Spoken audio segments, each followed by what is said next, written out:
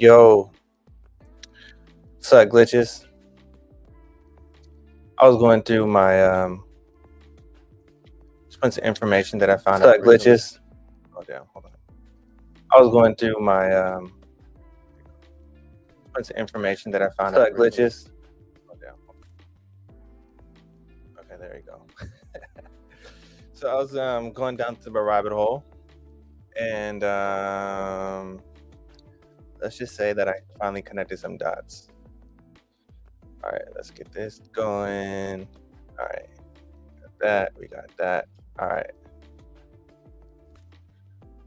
This should be fun. Okay, here we go. Bam. First things first. Now, okay, there you go. Man, what a rabbit hole. So first things first, just got to put this out there. We all know this, but still. Ripple is doing for value what the internet did for information, enabling its instant and seamless flow around the world.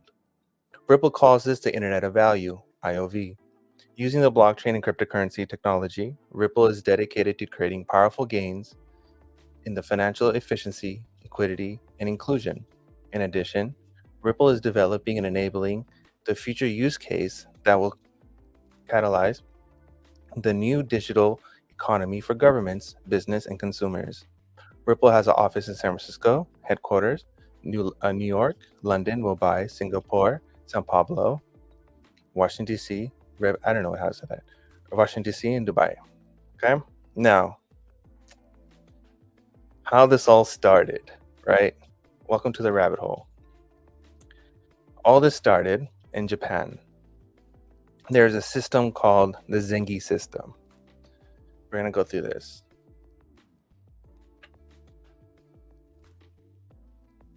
The Zengi data telecommunication system, the Zengi system, is an online network that links financial institutions nationwide through computers and telecommunication lines, and processes transfer messages arising from remittance and other transactions. The Zengi system also handles the daily settlement of interbank credit and debit relationships, the results from these transactions.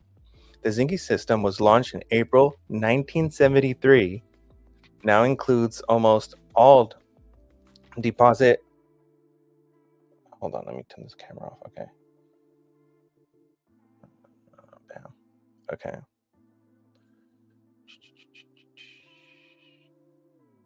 Bada bing, bada boom. Okay, there we go. The Zengi system was launched in April 1973. Now includes almost all deposit-taking financial institutions in Japan.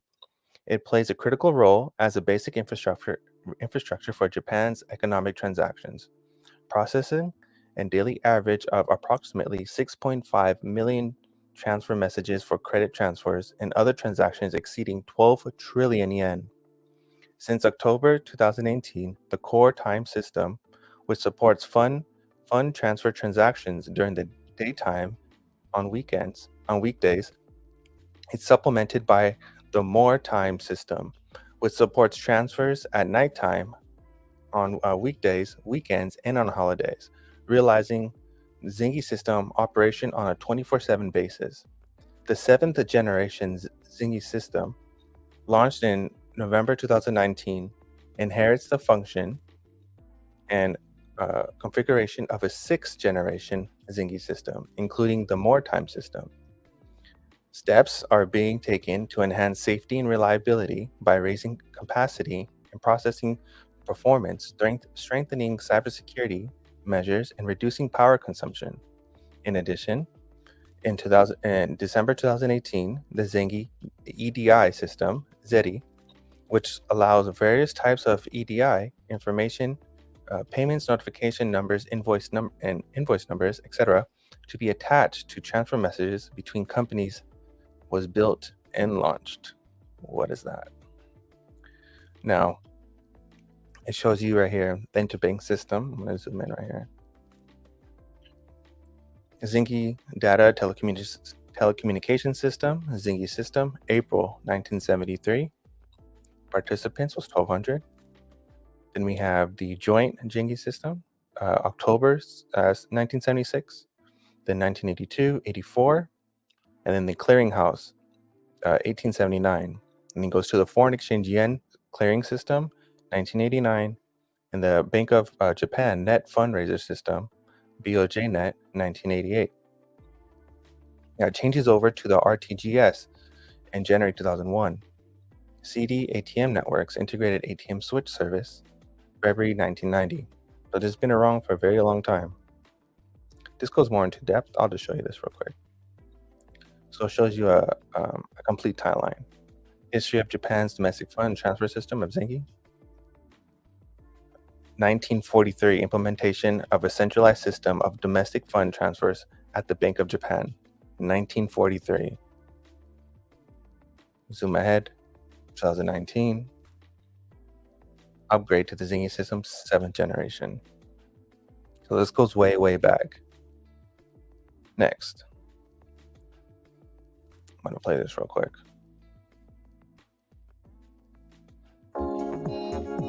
The transfer destination, the amount. Okay, the money is sent. But how does the money reach the shop? All I did was fill out the account number and amount on my smartphone. What? Who are you? I'm Penguin. I'm a penguin fairy that helps with banking. And you are? I'm Kana. You're a fairy who helps with banking? Aren't you pretty plump to be a fairy? What did you say? No, nothing at all.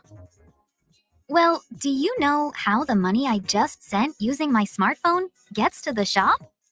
Of course. There's a convenient system called the Domestic Fund Transfer System that means money doesn't have to change hands directly. Domestic Fund Transfer? That's right. The Zengen system supports this domestic fund transfer system. Penguin system? Close. Zengen system. It's simple. ZengenNet manages the Zengen system. Let's listen to the presenter tell us more about it.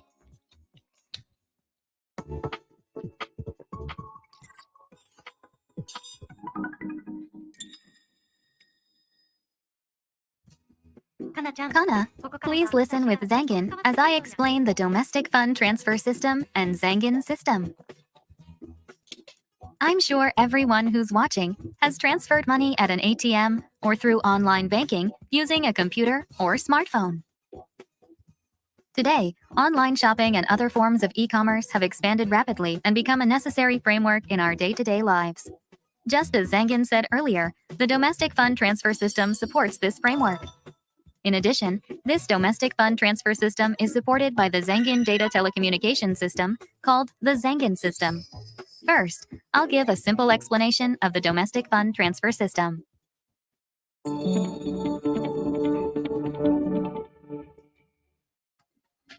When people and companies conduct economic activities, financial relationships are formed. For example, when a product or service is bought, a debt is created by the purchaser who must pay a fee, and a credit is created by the supplier who must receive the fee. This financial relationship is eliminated when the purchaser pays the fee to the supplier. This is called settlement. Generally, settlement is done with cash, but when the price is high, there is a higher risk of cash being lost or stolen when carrying it, leading to greater time and expense. In contrast, a fund transfer is a method of delivering funds at a separate location without sending cash directly. A domestic fund transfer is a transaction that happens inside Japan. The system managed by ZengenNet in order to carry out transactions smoothly is the domestic fund transfer system. The domestic fund transfer system has document-based transfers such as mail transfers and exchange transfers and telegraphic transfers that use the Zengen system. Telegraphic transfers are concluded simply by exchanging data, making safe and speedy settlements possible. With the rapid expansion of e-commerce, the roles of the domestic fund transfer system and the Zengen system that supports it are becoming more and more important. Let's look at Kana's case. She sent money for clothes using her smartphone. Let's say that Kana sent 10,000 yen from Bank A, where she has an account, and Bank B is where the shop selling the clothes has an account. After Bank A withdraws 10,000 yen from her account, a transfer message containing the transfer data Kana Kanamoto sent 10,000 yen to the shop's account at Bank B is sent to Bank B. Bank B receives that data and deposits 10,000 yen into the shop's account. This completes the settlement between Kana and the shop. At this point, Bank A has only sent the transfer message, so the money is still in Bank A. But Bank B, which received the transfer message from Bank A, must pay 10,000 yen to the shop on Bank A's behalf. This is where ZenginNet comes in. As a clearing agency, ZenginNet replaces the financial relationship between banks with one between ZenginNet and banks. Simply stated, ZenginNet completes Kana's transfer process by paying money to Bank B in the place of Bank A. So, what happens to the money paid by ZenginNet? Here, the Zengin system plays an important role.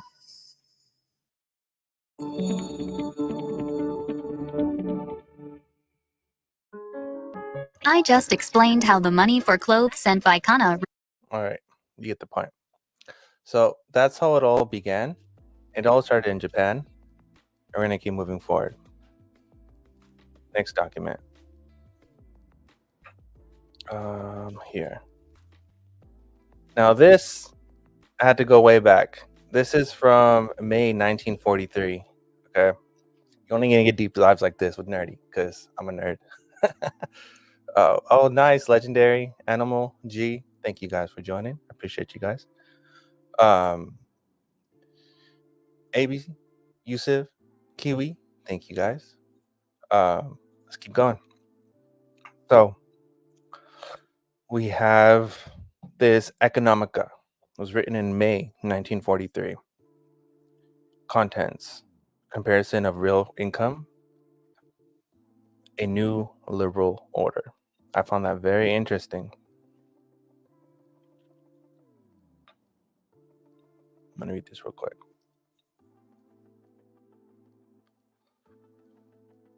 Let's assume for a start that there are certain advantages to be gained from settling international payments for goods and services by a way of a clearing. The importer in country A pays for goods he buys from country B by handing over to the clearing authority in his own country a sum of A money, which is demanded to discharge his debt. The exporter in country B receives from the clearing authority in his country an equivalent sum of B money, which is deemed to satisfy his claim. There is little difficulty in organizing a clearing of this sort to cover the trade between any two countries. Not only payments for goods and services, but patents and copyrights, but also dividend, interest, amortization payments, and can be settled over clearing. So if you get the gist here, a clearing is very important. These bilateral clearings exert a strong tendency unless counteracting measures are taken to equalize the trade between the two countries.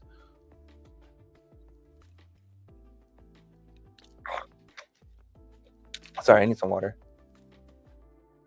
Concerned by either simulating the exports of a country which would otherwise have had an important surplus of curtailing the exports of a country which otherwise have a export surplus. Now just assume that the system of trading, which enforces strict bilateralism, has a certain definite disadvantage in that it would be desirable to maintain a multilateral character for trade, whereby no country finds itself under necessity to balance its trade with any one particular other country, but can feel free to buy even from countries which are not in customers, and to sell even countries from which it does not buy. I'm gonna scroll down, get to the more important part. right here. The problem we face, therefore, reducing itself to the question is how can a multilateral clearing be achieved without applications of force, which is the main question. The solution here is offering might be called a pool clearing. It works as follows. Every country sets up an independent agency called a national clearing fund. The various national clearing funds agree among themselves as a rate of exchange by which each currency is to be related to other currencies. Importers of goods and services make all payments in their own national currencies into their own national clearing fund. As soon as a fund has received payment, it informs the national clearing fund of the exporter that payments has been received, whereupon the national clearing fund in the exporter's country makes a payment to the exporter. Each national clearing fund thus receives and disperses only national currencies. What does this sound like, guys? Is this starting to sound a lot familiar? It receives such currency from the home importer and disperse it to the home exporter. Interesting. So that got me thinking, there got to be more to this. Well, BIS, Bank of Japan. Role of central banks, issuing banknotes, payment non-banks. I remember what the main part is here is a national clearing, and I think that's basically what we're going towards. It kind of solves everything. You have the Zingin system, you have that system. I'm gonna scroll down to what I found here. Hold on.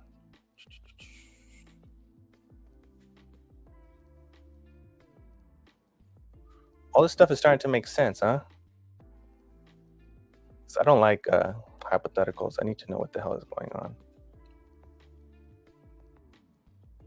The Tokyo International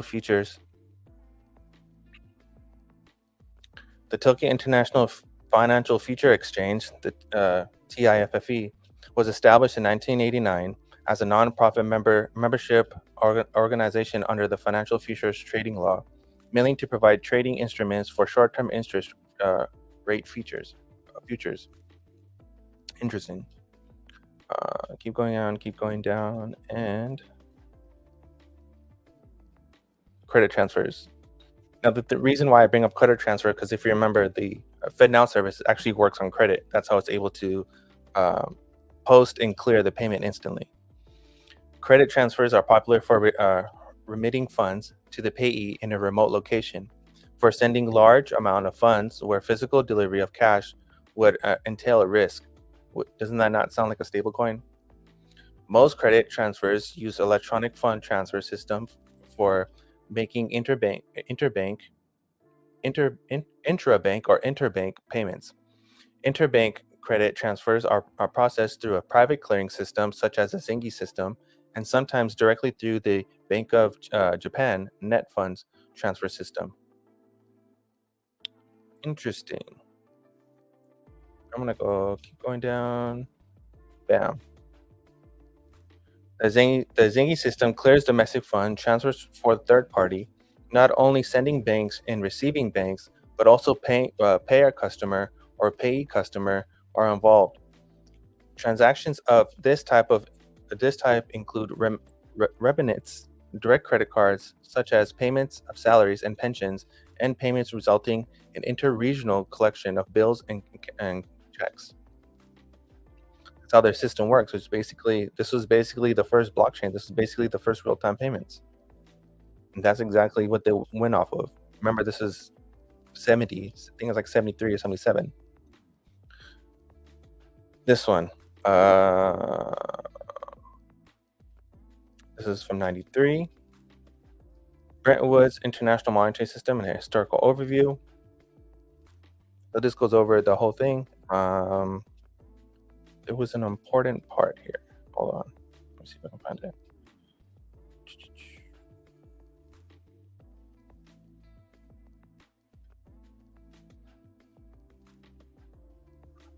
There was something called a Bancor. A Bancor was basically so you know how they have the SDR, before the SDR, there was a Bancor. And somewhere in this document, they were talking about a Bancor, but I can't exactly find it right now. It's okay, we'll go more into it later. Reform of the international monetary system.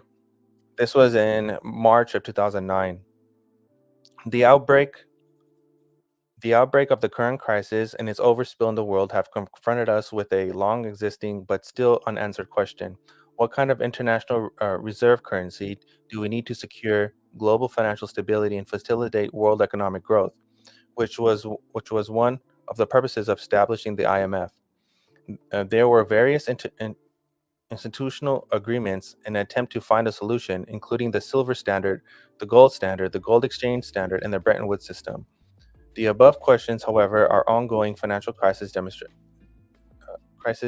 demonstrates is far from being solved, and it has become even more severe due to the inherent weakness of the current international monetary system.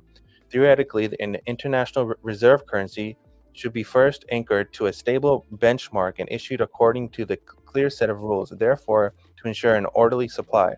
Second, its supply should be flexible enough to allow timely adjustments according to the changing demand. Third, such adjustments should be disconnected from economic conditions and sovereign interest for any single country. The acceptance of a credit-based national currency as a major international reserve currency, as is case in the current system, is a rare special case in history. The crisis again calls for the creation of a reform of the existing international monetary system towards an international reserve currency with a stable value, rule-based issuance, and manageable supply. It sounds a lot like ZERPs. So as achieve the above objective, safeguarding the global economic and financial stability. The outbreak of the crisis and its spillover to the entire world reflects the inherent vulnerabilities of systematic risk in the existing international monetary system. Issuing countries of a reserve currency are constantly confronted with the dilemma between achieving their domestic monetary policy goals and meeting other currencies' demand for reserve currencies. On one hand, the monetary authority cannot simply focus on a domestic goal without carrying out their international responsibilities. On the other hand, they can pursue different domestic international objectives, and at the same time, they may either fall to meet the demand of growing global economic for liquidity as they try to ease the inflation pressure at home, or create excess liquidity in the global markets by simulating domestic demand.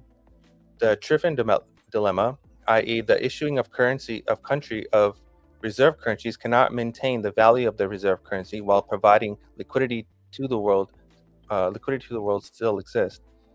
When a national currency is used in pricing primary commodities, trading settlements, and is adopted as a world reserve currency globally, efforts of a monetary authority issuing such a currency to address its economic imbalance by adjusting exchange rates would be made in vain, as a currency serves as a benchmark for mainly other currencies.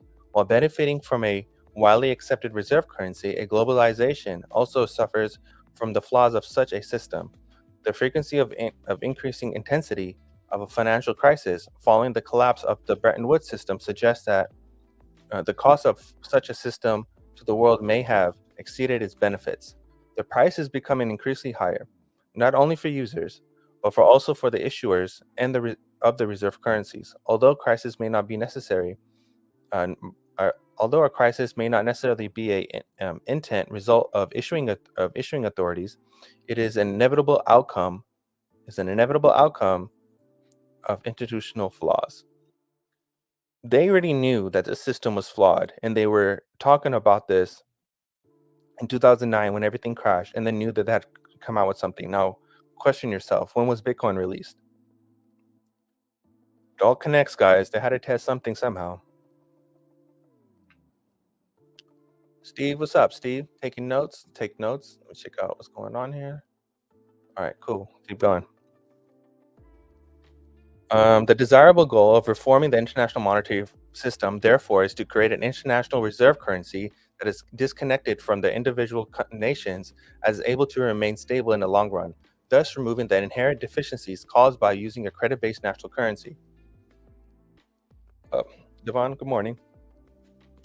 Though the super sovereign reserve currency has long as since been proposed, yet no substantive progress has been achieved to date.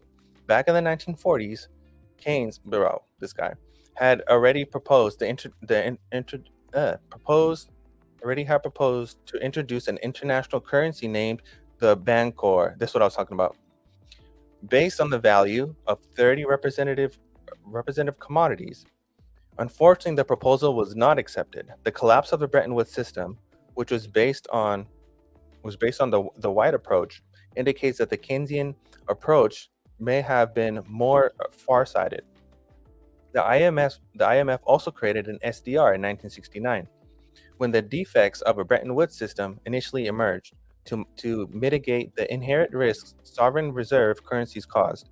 Yet the role of the SDR has not been put into full play due to the limitations and allocations of the scope of its use. However, it serves as a light in the tunnel for reform for the international monetary system.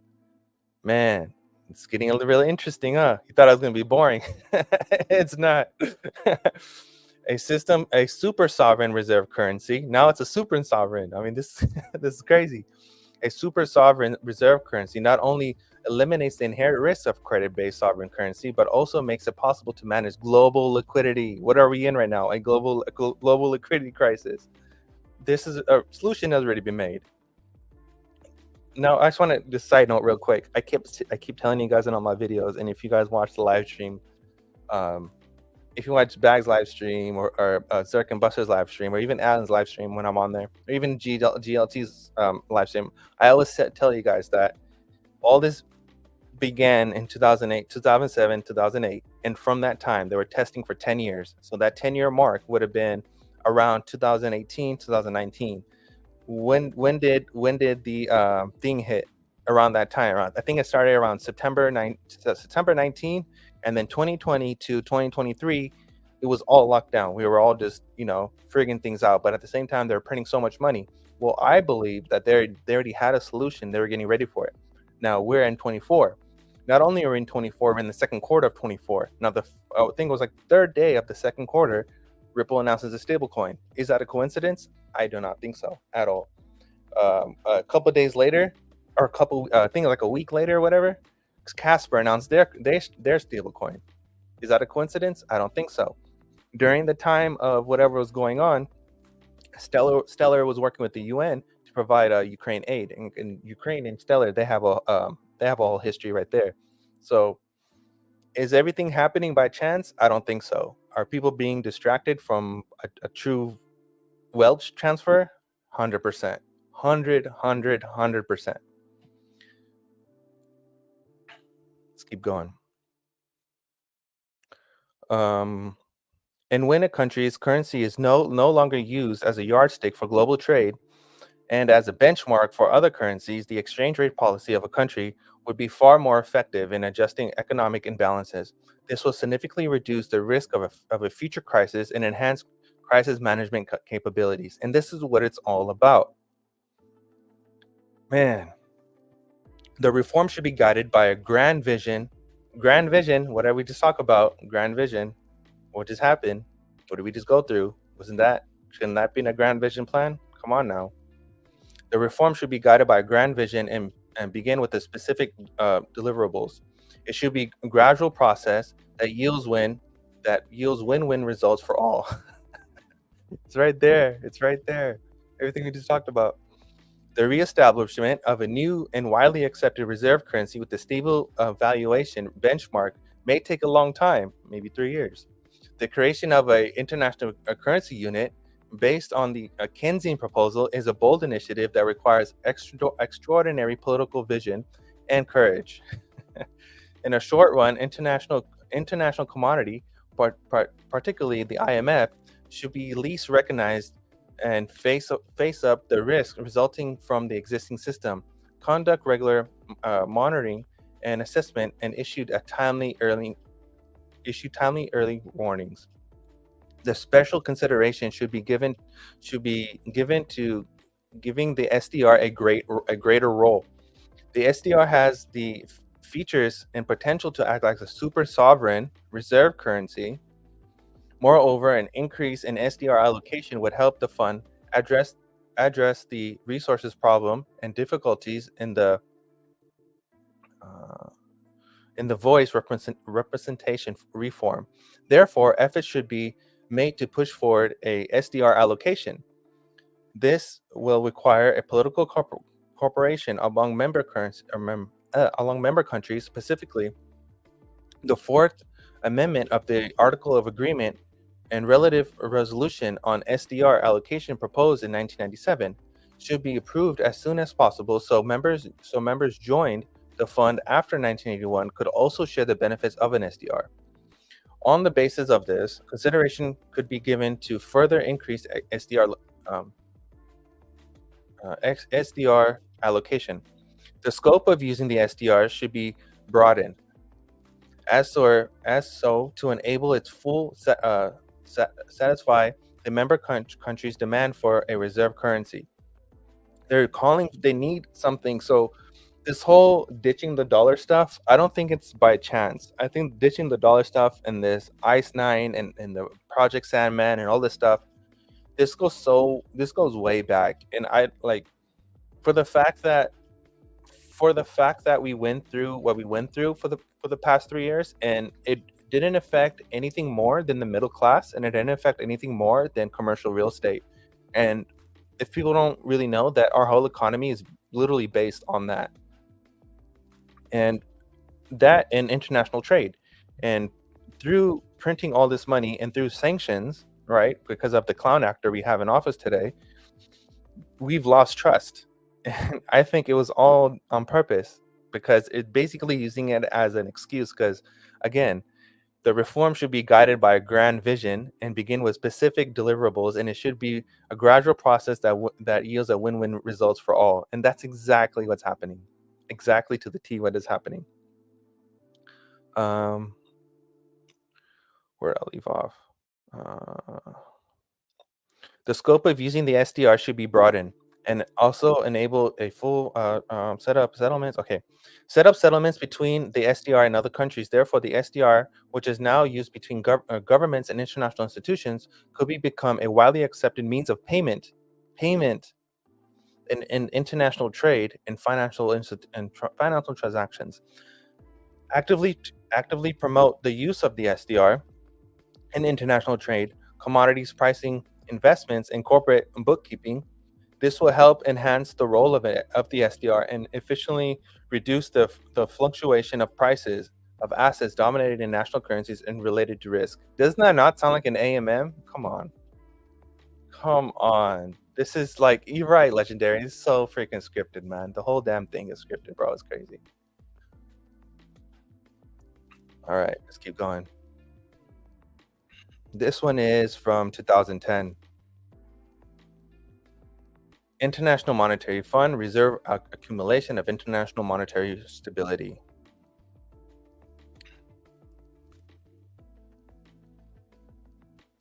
The issue.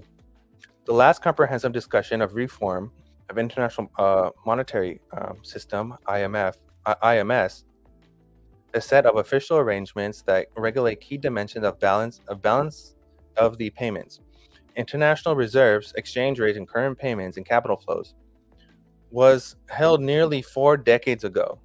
In light of repeat and costly international financial crisis since then, it's timely to review the structure of the IMS to assess how it can be strengthened and made more resilient. At issue, it is the confluence of, on one side, unprecedented build up in the global current account imbalance and volatile cross-border capital flow, accompanied by a sharp buildup of international reserves. On the other side, the consideration of those reserves and few reserve currencies facing now challenges in maintaining physical and financial stability. As a pre-crisis trends appear sets As the pre-crisis trends appear set to resume, this tension calls for examining their broad implications, God damn it, for stability and efficiency of the current system. While the paper views the problem of the IMS through the prism and in the tension between the high reserve demand and narrow reserve supply, it also inevitably touches on the components of the IMS, exchange rates, arguments, capital flow, and the global adjustment process. It should be seen in a broader context of the fund. Recent work on the IMS stability, which started with the paper focus on exchange rates argument last summer, 2010. Well, will continue in coming months and another capital flow. Now they go down to there's an objective, and I think there's a solution. I'm going to go to the objective. So the objective is, the reform ideas present in this paper are not policy proposals, but bring together a discussion relevant strands of thought by academics, informed observers, and the policymakers against the background of analysis of the functioning of the IMS. The proposal of this paper is to gauge members' perception of seriousness and imperfections in the current system of the cost and benefits of various solutions, hence the scope of action. It is understood that some of the ideas discussed are unlikely to materialize in the foreseeable future, absent of dramatic shift in appetite of international cooperation. Further, while the focus is on the IMS level measures rather than country-specific policies, it is clear that improving the system would be of little use if members with economies large enough to impact its functioning do not themselves pursue policies collective to stability. Go through it. Rapid reserve growth, prospects, and inspections. There's something that had a solution here. I'm trying to get to it. Right here. Alternative to the US dollar. What else is there?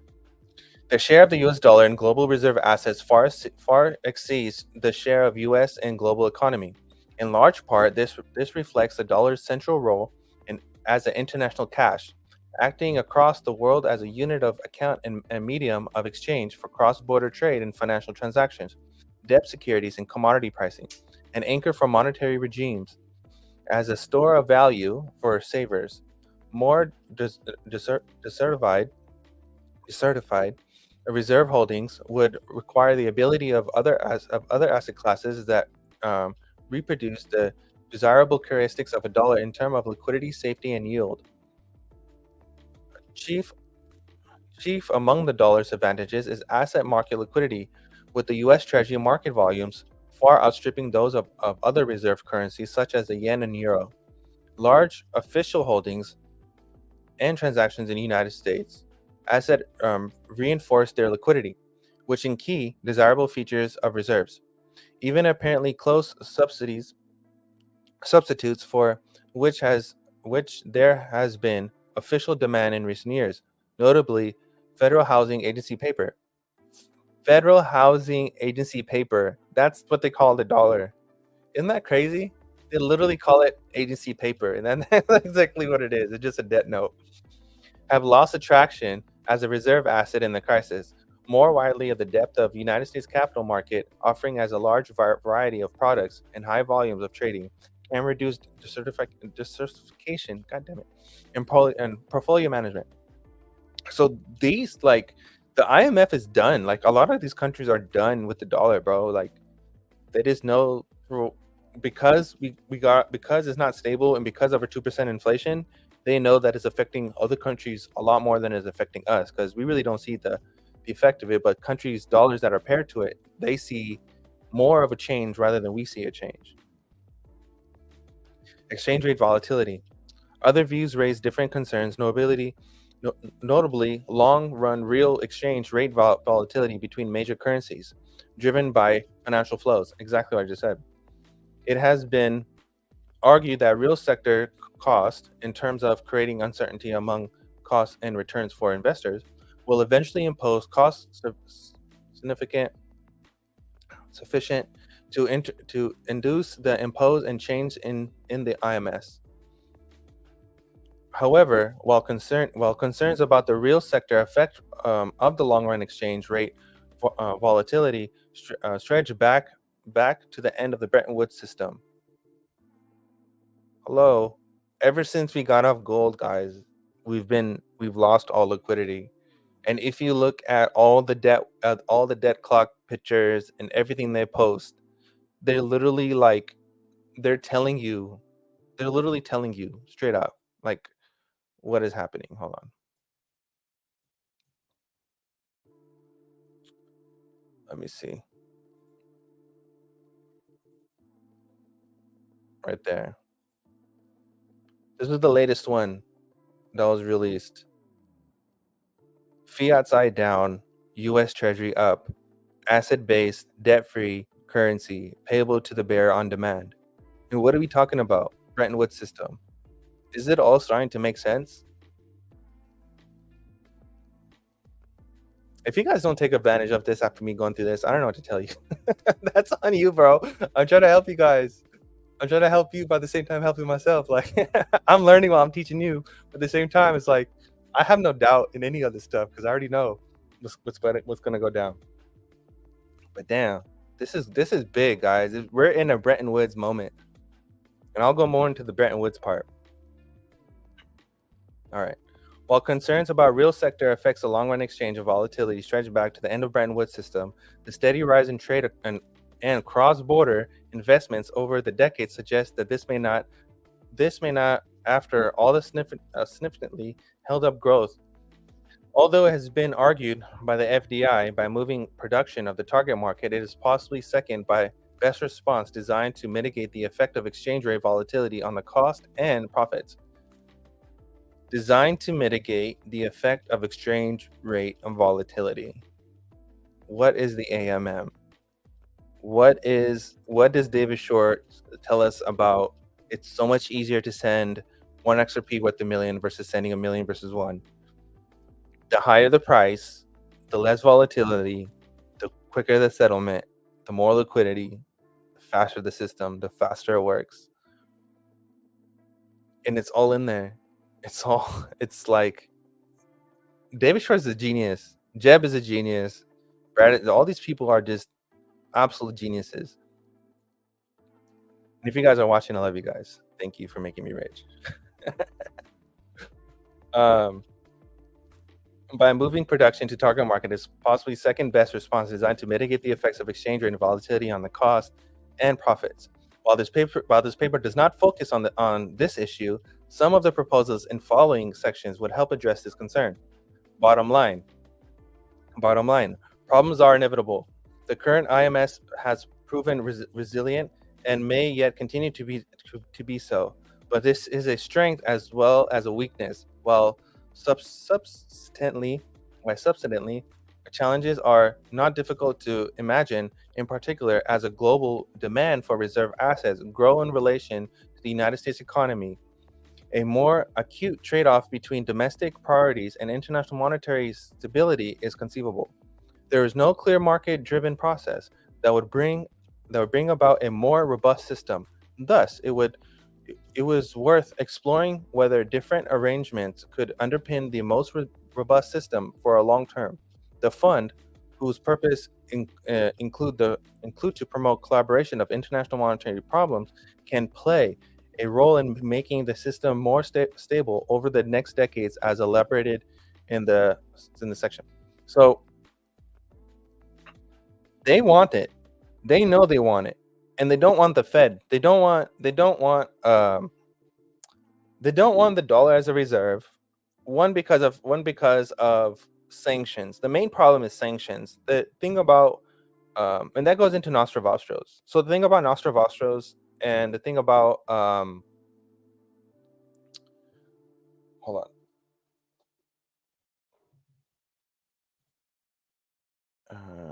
Bam. Okay. So the thing about Nostrovostros and the thing about sanctions is that just like you've recently seen with Russia and Putin, is that Putin had his money in our reserve, in our Nostrovostro, And because of sanctions, he had, I think it was like $883 billion or something like that of his money that we were holding. But because of the banking structure, he couldn't get access to his money. So that's when BRICS came about and global trade and everything started changing. So it's more of like a rebellion. But at the same time, is it though? Is it really though? Is it really though? Like, think about it. That setup, what happened, it made all of this, what I just spoke about, come to life. Had that moment never came about, we wouldn't be in this position. Think about it. Had the election not gone the way that it did, we wouldn't be in this position. So in that aspect, in that perspective, wouldn't you not think that all of this is just a movie? And as you want to say, I'm just saying. It makes a lot more sense. The thing is, okay. This is my problem. This is my problem with the whole it's a movie thing. At what cost? At what cost? How many people have suffered because of this? Do people in that higher power just see them as bystanders? Or do they just see them as, oh well, my bad? Either way, it's messed up. That's all I'm gonna say about that. Man. Roadmap. This section considers the three separate routes to attaining. I can't even spell that word.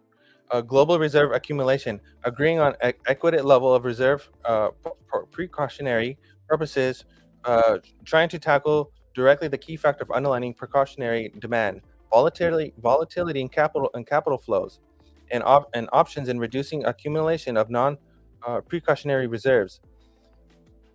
Another very important axis of action is provision of alternative to self-insurance is being considered separately in the context of review of the fund's financial role.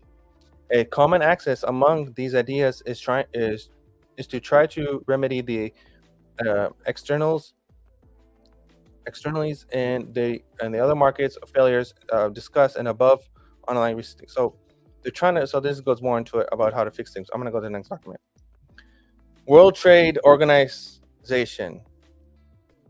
Can blockchain revolutionize international trade?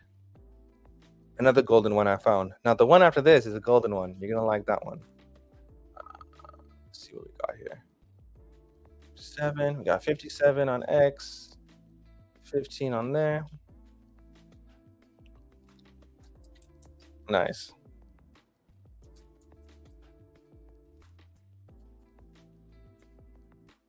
No. Get more into it.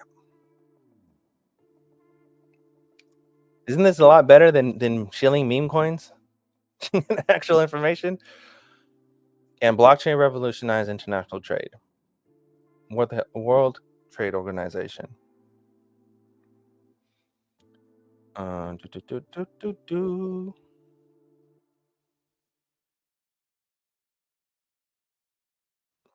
right.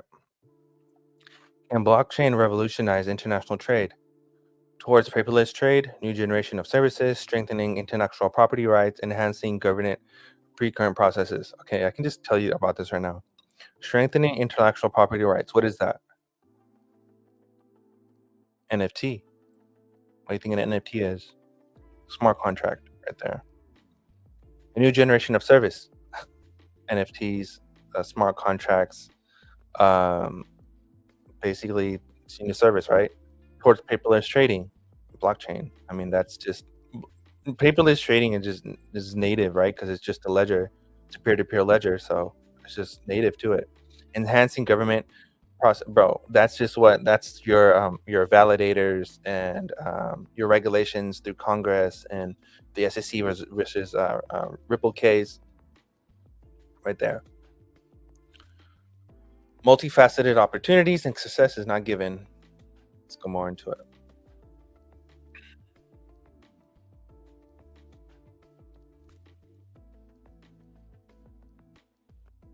All right, here we go. All my Bitcoin borrows. Blockchain is much more than Bitcoin.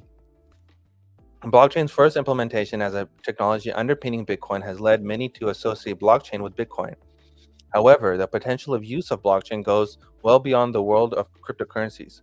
For some, it is the technology that will change our lives.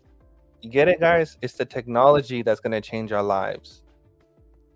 XRP Ledger with the DEX, stablecoins, AMM, international, what's it, Interledger Protocol, Unified Ledger Protocol. All the money, all of it, all of it. For while others is a pipe dream. Do you believe? There's your Mr. Poole. There's your little riddle right there. Do you believe? Well, for others, it's a pipe dream. No technology has stirred up so much debate since the advent of the internet. However, dispute the numerous headlines of blockchain, the technology means difficult to apprehend for many. Blockchain, a tamper-proof, decentralized, and distributed digital record of transactions that creates trust and is said to be highly resilient. And they're not talking about Bitcoin here. They're talking about blockchain, the technology itself. So think about your quants, think about your chain links, think about your Hedera, thinking about your Morpheus, think about your DAGs, think about your Caspers, think about your XDCs, think of stuff like that. Filecoin, StoreX, Space Chain, all these things. Render, for example. Render is another big one, right? So they're not. Where's the price action? Why is it only a couple cents? Well, hello, genius. This is not a meme coin. This is a solution to a global problem that's been around for a very long time. So of course it's going to be like this. So doesn't the term shake you out kind of mean something more? It's not just a slogan. Just saying. I'm just saying. A blockchain is decentralized and distributed record or ledger of transaction in which the transactions are stored in a permanent and near in you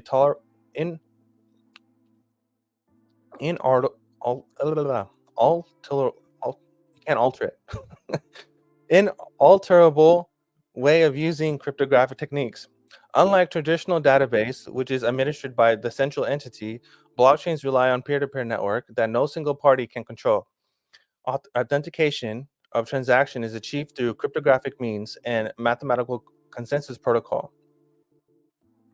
That determines the rule of which the ledger is updated, which allows participants with no particular trust, zero proof, and each other to collaborate without having to rely on a single trusted third party. Again, zero proof.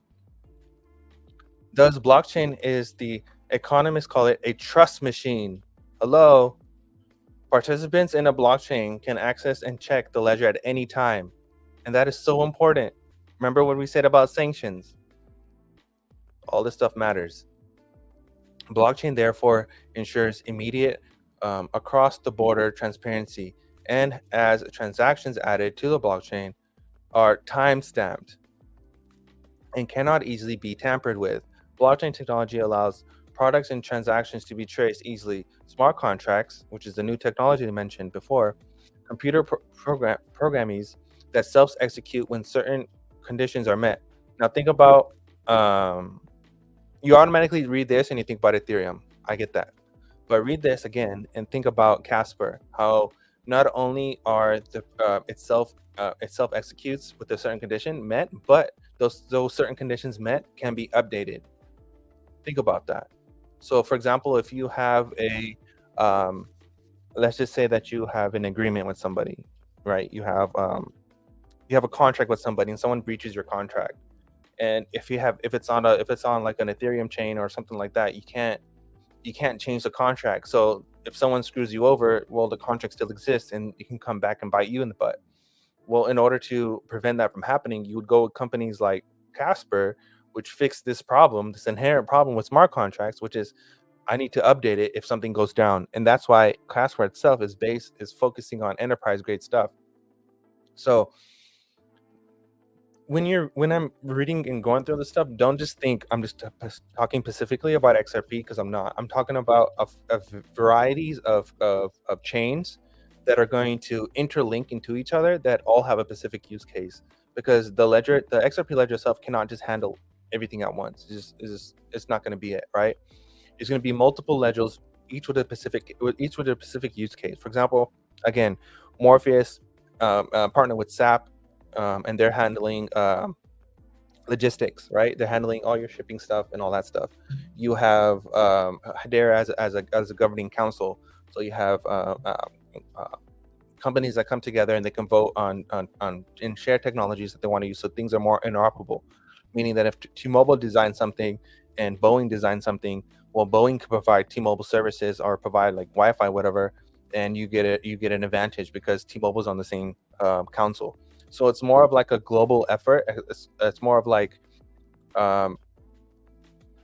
think of a council like a membership, to where companies not only they work together, but they're helping each other out, grow all their companies together as a one unit. Pretty cool. Okay, smart contracts. Smart contracts can be used to automate processes, further reducing cost. Because of the decentralized and distributed nature and use of cryptographic techniques, blockchains are said to be highly resilient to cyber attacks compared to traditional databases, although there's no such perfect resilience. Now, cybersecurity is such a big deal because banks and institutions spend more money on cybersecurity than they do making their company bigger or better, or spending more time on R&D, whatever. They're spending more money on cyber attacks and preventing the nefarious people attacking their corporation and giving them a bad name or whatever.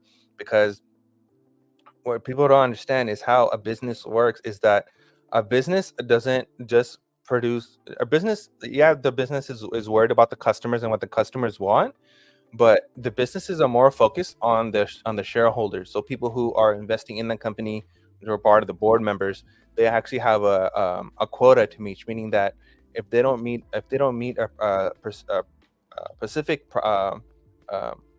profit margin, and that profit margin doesn't keep increasing over time, then like the company itself has failed.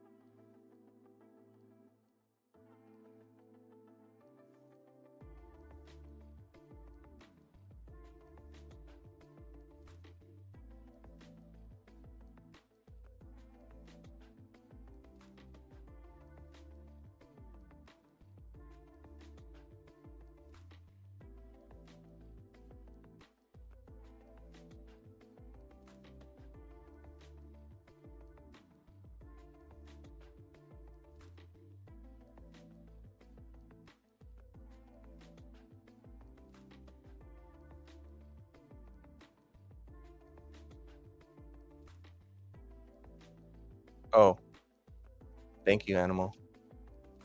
Can you hear me now?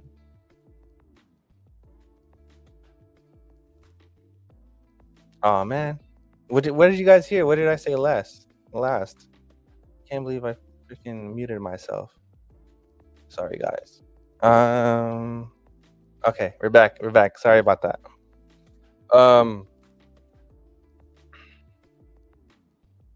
Where did I leave off? What did you guys hear last? Damn, I gave you guys a whole speech and everything. All right, I'm gonna just leave it alone now, so I don't freaking mute myself again. All right, let's keep going. My bad, guys. So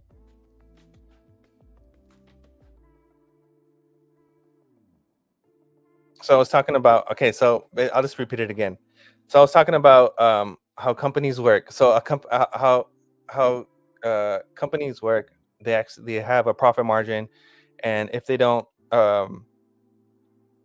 companies, even though companies have companies, I mean companies have customers, they're not really worried about the customer, they're more worried about the shareholder. So their duty is to make sure that their profit margin increases over time, so the shareholders get their share, because the shareholders can pull out at any time and then they'll be screwed. And this is where SDGs come into play, where a company has to abide by a specific rule or regulation or whatever in the corporate world, because if they don't, then their score gets ticked off, similar to how we have a credit score. So when you have as you have a credit score, like you have a 650, 7, 8, whatever, based on your credit score is what loan that you get. It's a percentage of loan that you get, like your interest or whatever.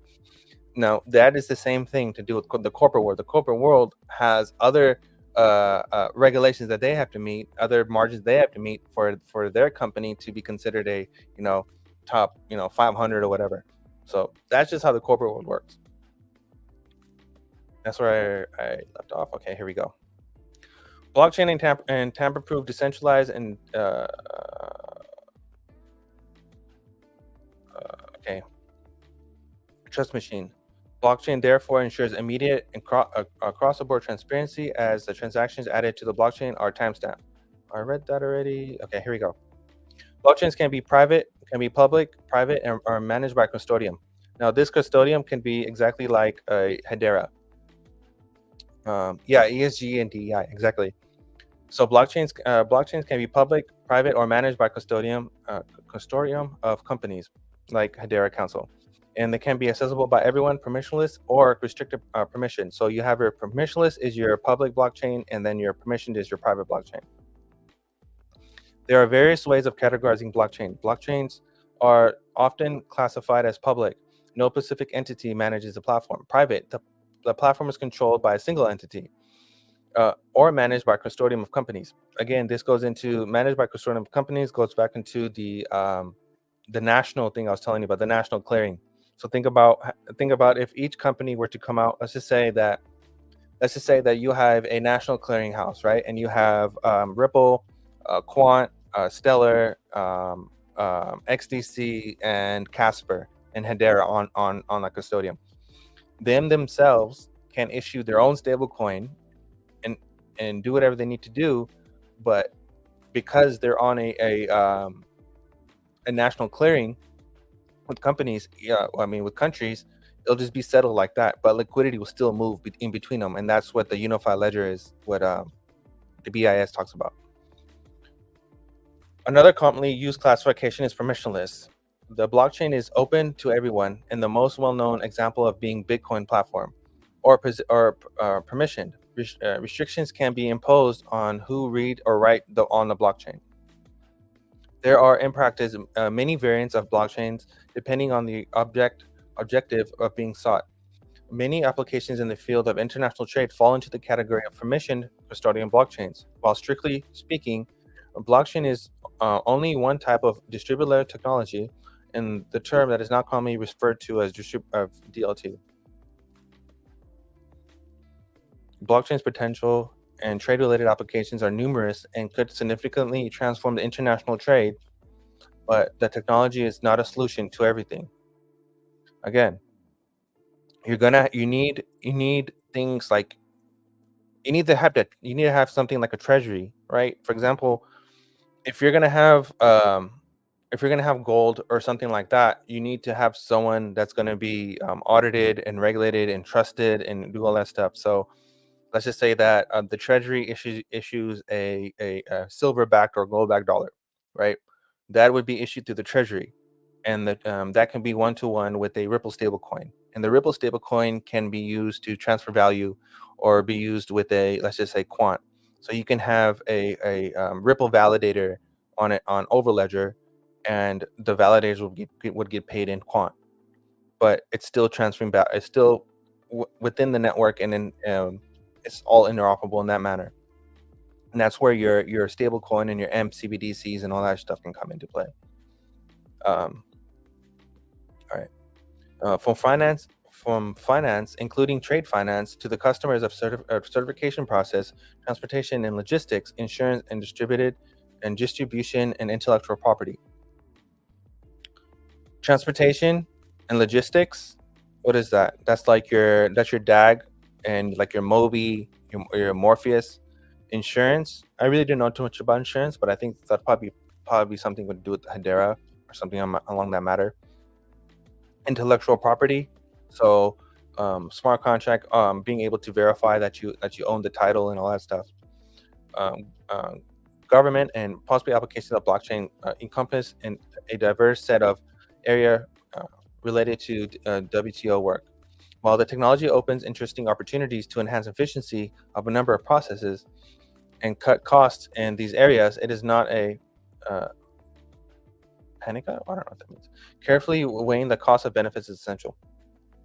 So this goes more into it. World trade. So WTO is a trade facilitating agreement. Oh no, that's TFA, a World Trade Organization. That's what that means. Okay. Next. Now, this is the golden one.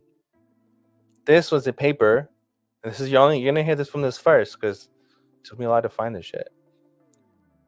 This right here was a paper done by the University of Rotterdam. Okay. If you don't know, it's a very high school. This goes, and this is the juicy part that you guys have been waiting for. Cure all. Yeah, there you go. Thank you, Dylan. Can cryptocurrency become the next global reserve currency? Now, this is the question you guys have been asking me. Where does XRP fit into all of this? Are you guys ready for this?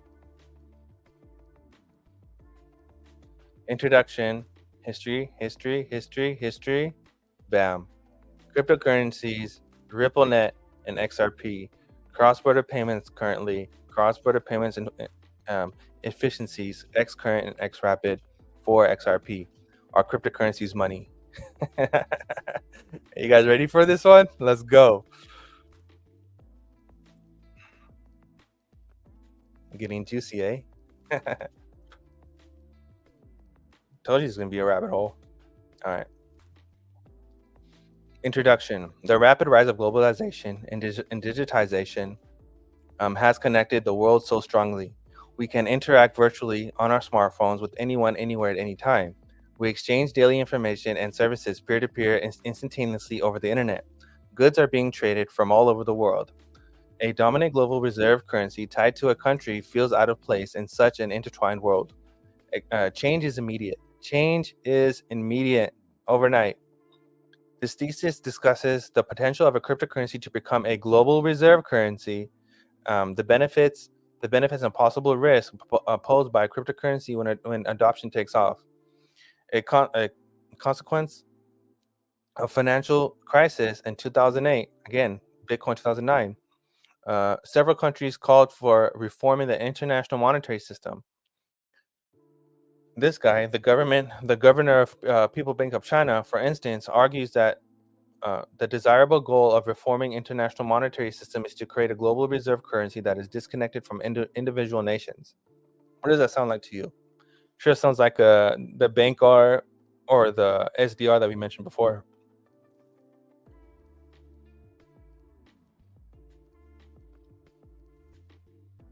Excuse me. Okay. Also, the United Nations 2009 reported that there are flaws with the United States dollar as a dominant reserve currency and discusses the involvement of a special drawing rights (SDR). Again, there it is. For the insurance of a new currency, such as the Bankr, again, there it is, to handle the international liquidity.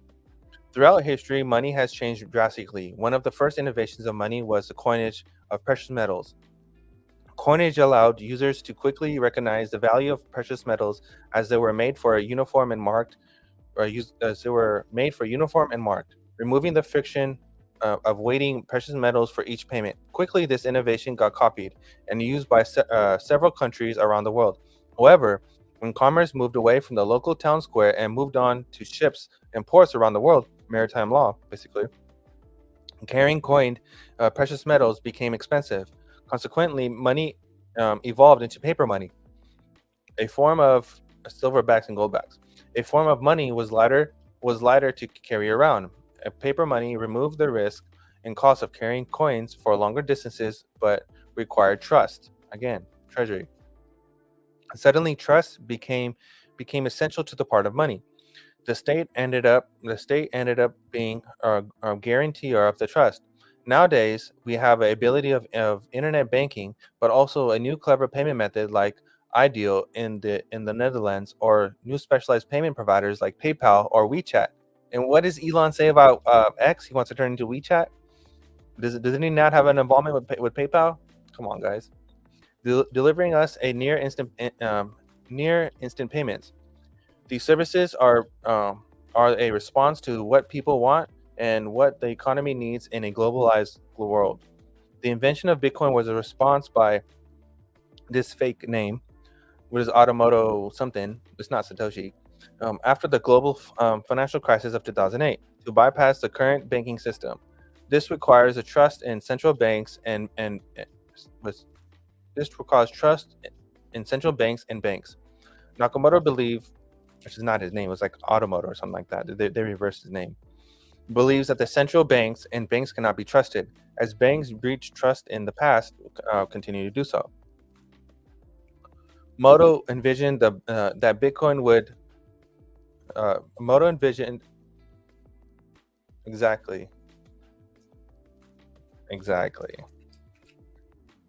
Moto envisioned that Bitcoin would become a peer-to-peer electronic cash system that would allow users to transact with each other without the need of intermediary to ensure trust.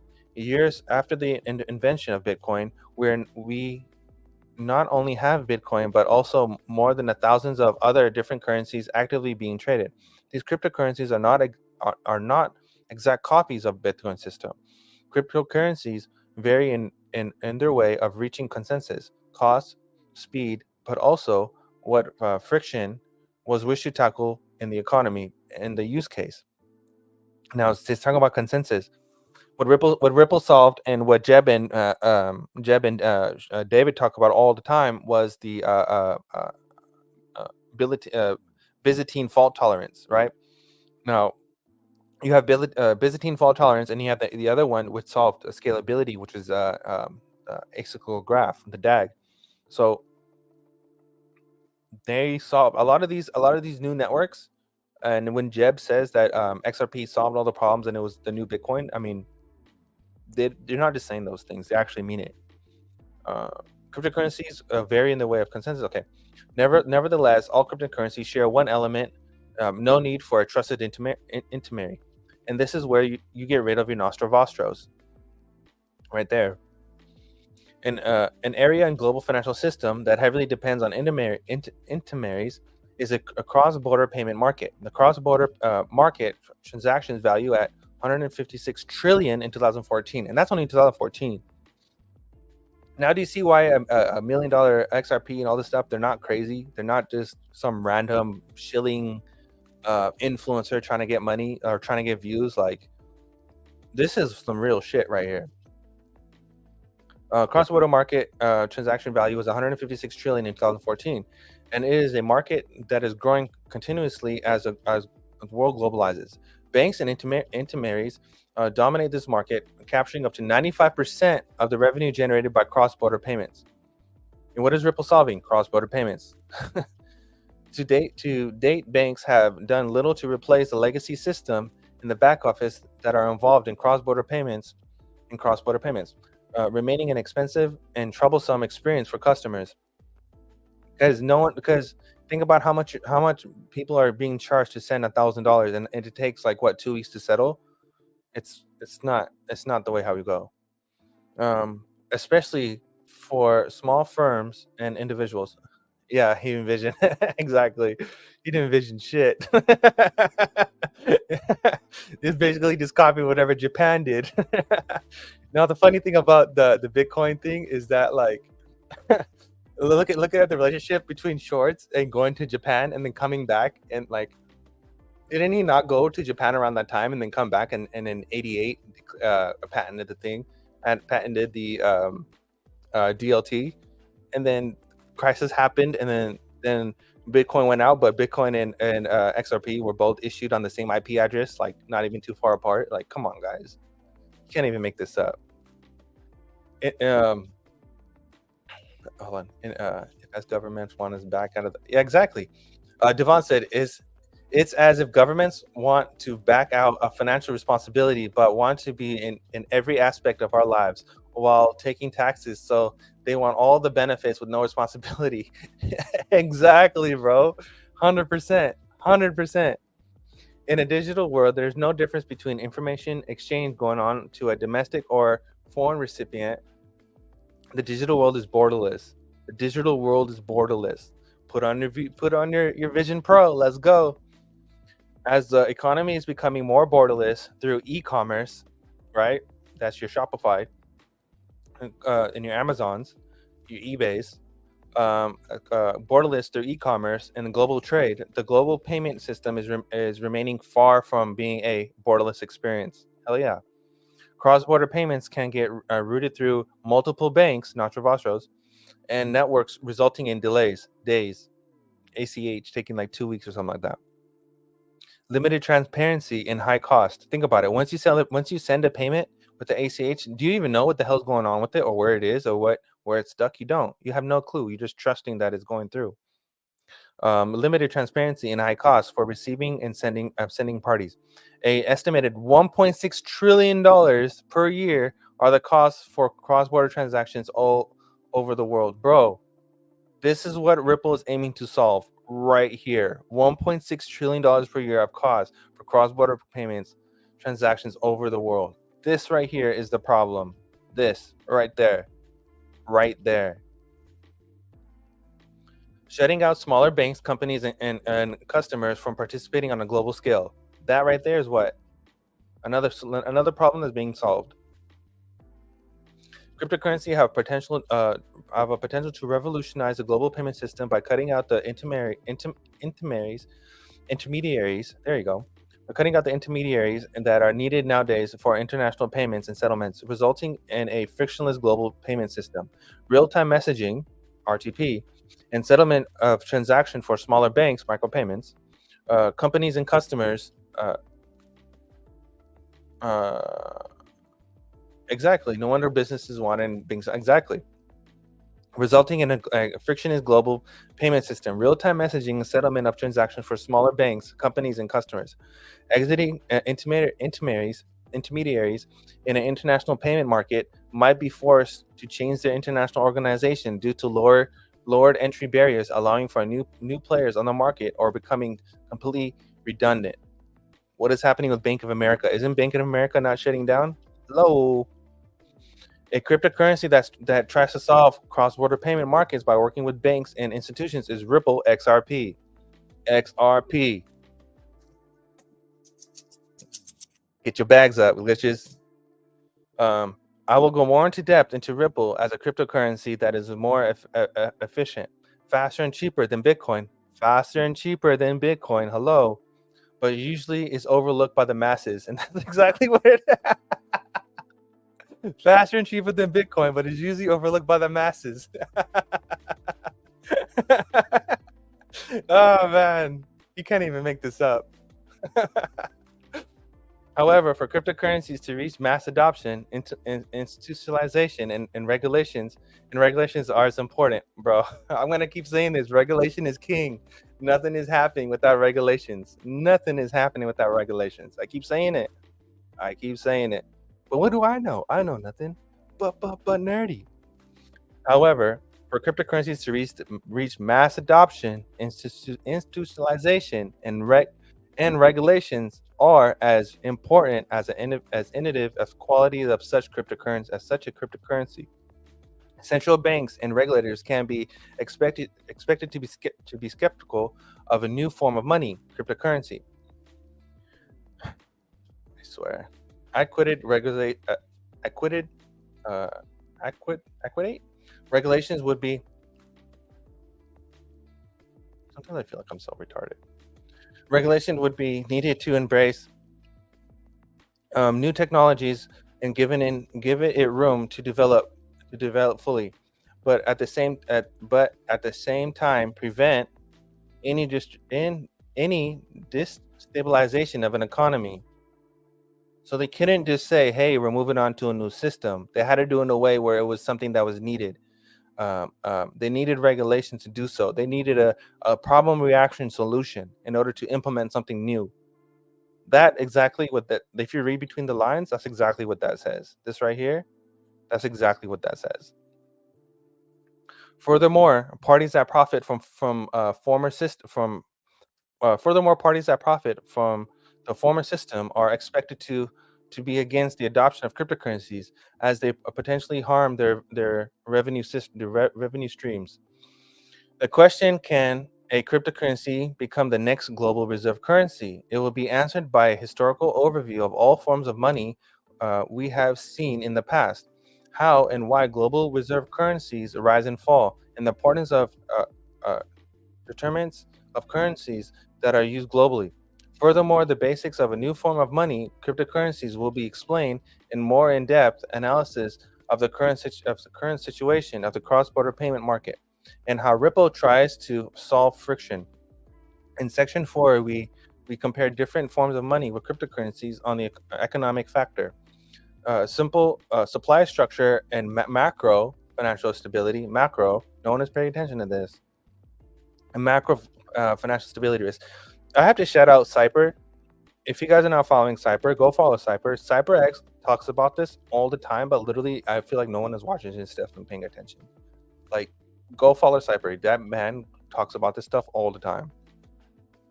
An attempt at defining what kind of money cryptocurrencies are. Section 5 will compare different attributes of cryptocurrencies to existing forms of money from a user perspective, clarifying the potential benefits of the end user. Furthermore, in Section 5, I will discuss the potential benefits and challenges of adopting cryptocurrency from a central bank and bank perspective. At last, a discussion whether cryptocurrency can become the next global reserve currency, replacing the international role of a US dollar. Let's go into it. I'm not going to go into the history of money. I'm going to go into the forms of money. Throughout history, we've seen different forms of money, from gold bullion, coinage, paper money, and all the way to internet banking and private e-money, stablecoins. The one key element behind these innovations has been reducing the friction that older forms of money had. In the next subsection, we'll go through the different forms of money and how it came to change. Commodity money. Early forms of money, commodity money, paper money, central authority, and fiat money, which we're on right now. And boom, boom, boom, here. Internet banking and e-money.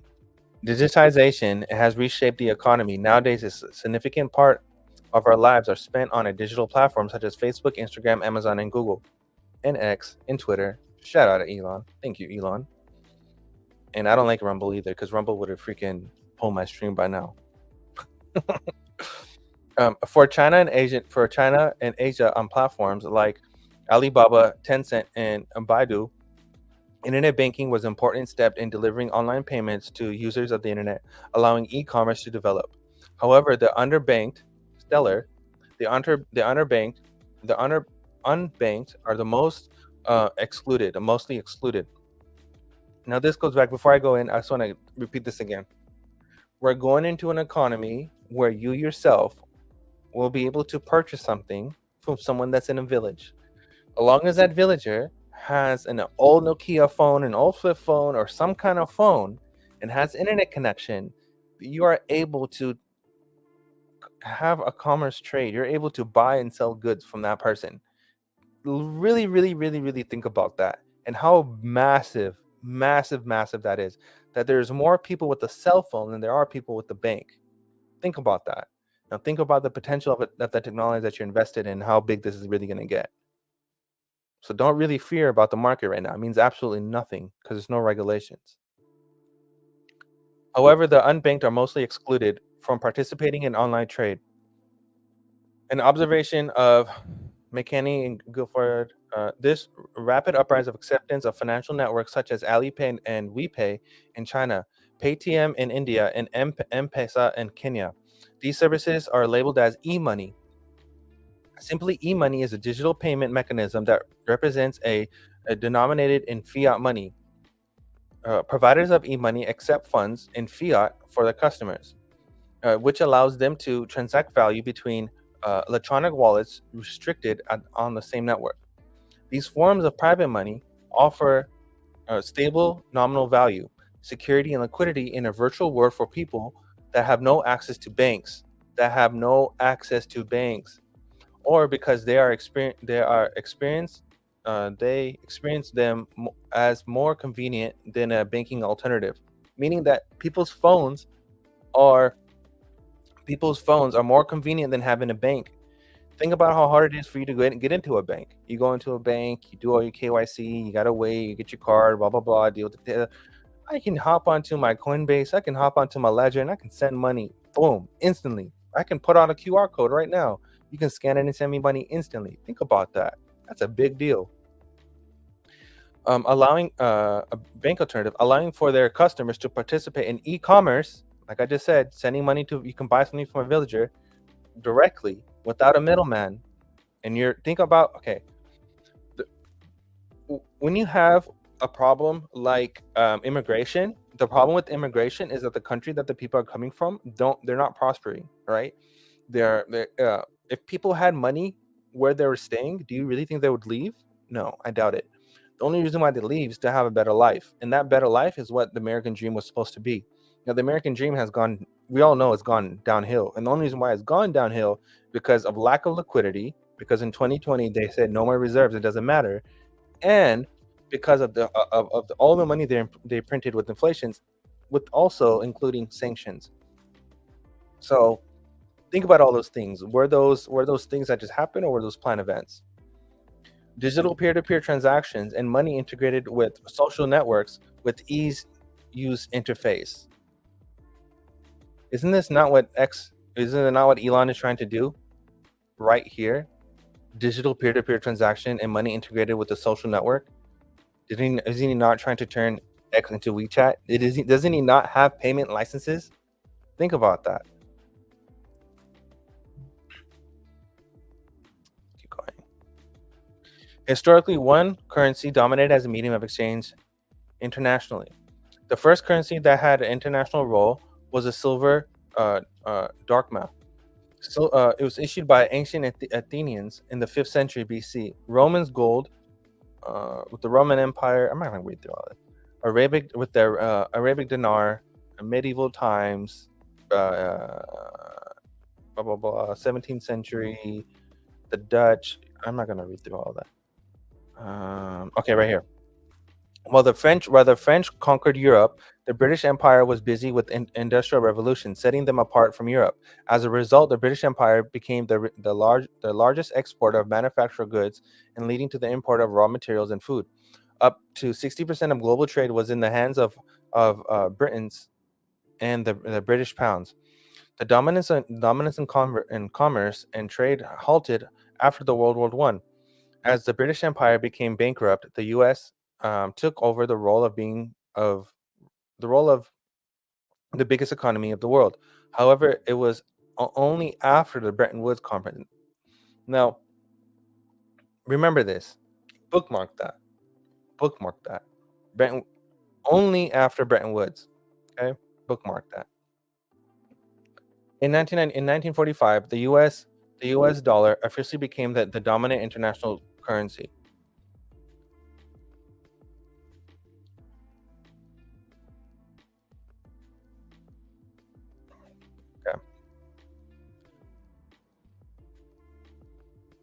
For a currency to become an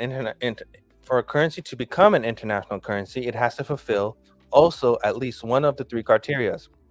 For foreigners, one of the three criteria for foreigners. However, historically, a dominant global reserve currency that is used as a medium of exchange, like the dollar, serves also as a unit of account and a store of value internationally. Very important. The importance of a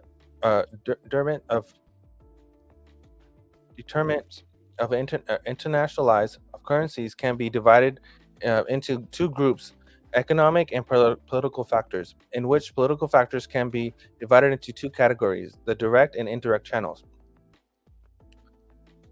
The stable value of currency is highly important for confidence of foreigners to use the currency in question. After all, many institutions and individuals will hold international currency for an extended period. Investors will be maintaining international bonds. Japan holds the most bonds. Japan and China hold the most right now.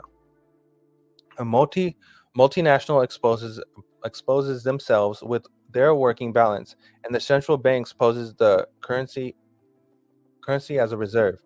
If volatility is an issue, these users are at risk of losing value. Hence, a currency that maintains its purchasing power over time and has lower holding risk will be preferred above the other currencies. Furthermore, central banks and investors seek for currencies with deep and developed capital markets. A secondary market that are large and liquid allows them to acquire significant positions in currencies without the fear of losing value and lower transactions the cost of currency. Other factors for international currencies is the size of the economic it serves. As you may expect, an economy with a substantial international output and trade will have a currency with a lot of activity in the world economy. Trading on a large scale creates significant foreign exchange transactions that are highly liquid. Hence, large countries can rely on their issued currency for all trades. Currencies from smaller economies will have a hard time develop efficient and competitive markets in foreign exchange. Political factors. Hindlers argues that there are two channels for political factors influence the internationalize of a currency. The direct and indirect channels. Through the internet, this is where we are right now, I believe, is the political factor. Through the indirect channel, political influence of money. Okay. The currency's international usage by sparking confidence, liquidity, and transactional networks. On the other hand, the direct channel does not use any of the economic determinants as a channel to increase the usage of currency internationally. Through the indirect channels, the issuer sparks confidence and incentives in his own currency by domestic and institutional policy. Not only does economic fundamentals will increase confidence in a currency, but also military power or domestic politics or political in issuing the state influence and trust in certain currencies. For instance, the U.S. military power boosts the foreign confidence. Foreigners see the dollar as a safe haven when political instability on international levels occur. Domestic policies boost confidence in there through the limited government or pro-creditor framework. As an example, the euro as a credible European Central Bank that mandated to pursue low inflation is a legal independent of government, which ensures foreign users of stability of the currency. Additionally, political factors can increase liquidity in financial markets. Sterling global reserve dominance and prior to the dollar rise in a large part in deliberating and to the deliberate practices by the British Empire. British institutions established themselves in their colonies, and Colonial Bank opened offices in London, City of London. And you guys know about that, right? About how the Vatican City has its own bank, and that bank owns everything else, owns the world, and that's the corporation of Columbia and all that stuff. And that's what's ending right now. These financial institutions issue banknotes locally in colonized countries and held assets on liabilities in London, an establishment practiced by the British Empire held to enhance liquidity of the British pound. For United States dollar, the Federal Reserve of the United States played a pivotal role in the liquidity of the dollar on financial markets. Dollar's international role through the creation of the Fed that was able to boost the financial markets of the dollar through activities such as discontinuing and opening market purchases. This helped the United States dollar in dollar-denominated trades, competing with the London financial market. Politics,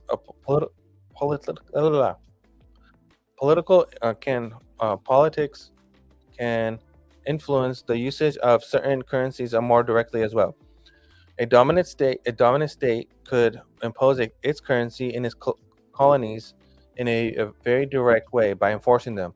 Direct by a subtle influence of politics can be aid in packages. A promise of a market access by military protection, which could encourage the country to adopt a foreign currency. Example: in the 20th century, the United States slowly became a powerhouse and started settling started settling its military, political, and economic influence in many Latin American countries. As Latin American countries became highly independent of the United States promoted their dollar in different countries like Honduras, Cuba, and Panama. Mostly, it was the adoption of the dollar alongside their local currency and a dual currency system, displaying the actively being involved in foreign policy and its important factor of international usage of your issued currency. Now we're going to the juicy part.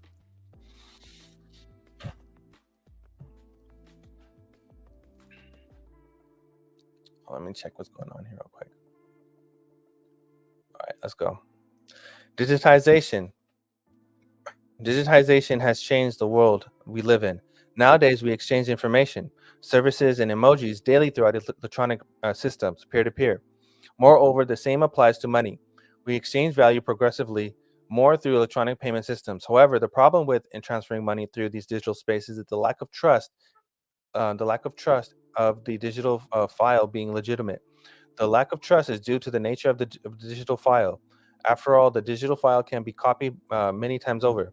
Consequently, the digital money creates a lack of trust between two parties. A digital money might have been spent more than once. Okay, do you guys know about the Bitcoin double spend problem? I feel like they're being sarcastic and addressing it right here. Digital money creates a lack of trust between parties. A digital money might be spent more than once, also known as double spending. See, the lack of trust has historically been solved by placing a centralized trusted party between the two transacting parties. For instance, a private bank, government central bank, or other financial institutions. The trusted parties maintain private ledgers of account, validating each transaction and ensuring the payer has the funds for each payment. However, to ensure the integrity, performance, and availability of an electronic system that is maintained by intermediaries go paired with high cost and physical infrastructure. And we're done with the physical infrastructure part because remember, commercial real estate, we don't need that no more. Everything's digital. This goes into Deloitte talking about digital banking. Open banking. If you guys haven't watched my NTT series, my NTT data series, go check that out. And shout out to G for showing me that. And go follow the GDLT too, because that man knows his shit. The intermediaries store and protect vast amounts of data and strict frameworks by law that are placed to ensure the safety and profitability, consumers' protection, and financial stability. All these factors focus on intermediaries to charge high fees and generate profits. Like, for example, like your bank charging you freaking $45 for overdraft fee or some garbage like that, which is ridiculous, right? With the emergence of cryptocurrencies, the need for intermediaries between two transaction parties is in the past and open up the potential new economic activities. Here we go. New form of money. According to the OECD 2008, since 2008 global financial crisis, the trust of people in the financial institutions all over the world took a hit. quickly after the economy collapsed, 31st October 2008, Bitcoin and the technology blockchain were introduced with the idea of separating the money from state and becoming a peer-to-peer digital cash system. Shout out to Zcash. The creators of Bitcoin, Nakamoto, stated on a forum, the root problem of conventional currencies is that trust is all that trust required to make it network. I gotta read that again. Nakamoto stated that on a forum, the real problem of conventional currencies is all that the trust requires is to make it work. The central bank must be trusted not to debase the currency, but the history of fiat currencies is full of breaches of that trust. Blockchain technology would become the guarantor of the trust by solving the double spend problem of digital money. Again, side hit of Bitcoin. I don't know if you guys get it right now. Bitcoin is not the one. Like, it'll be around. Listen to Larry. It'll be around. They'll have the ETFs, but we'll see what happens with that. A decade later, the cryptocurrency market is flooded with the thousands of different cryptocurrencies and has peaked at a total market cap of 800 billion. The three most important cryptocurrencies at the moment of writing are Bitcoin, Ethereum, and Ripple, XRP.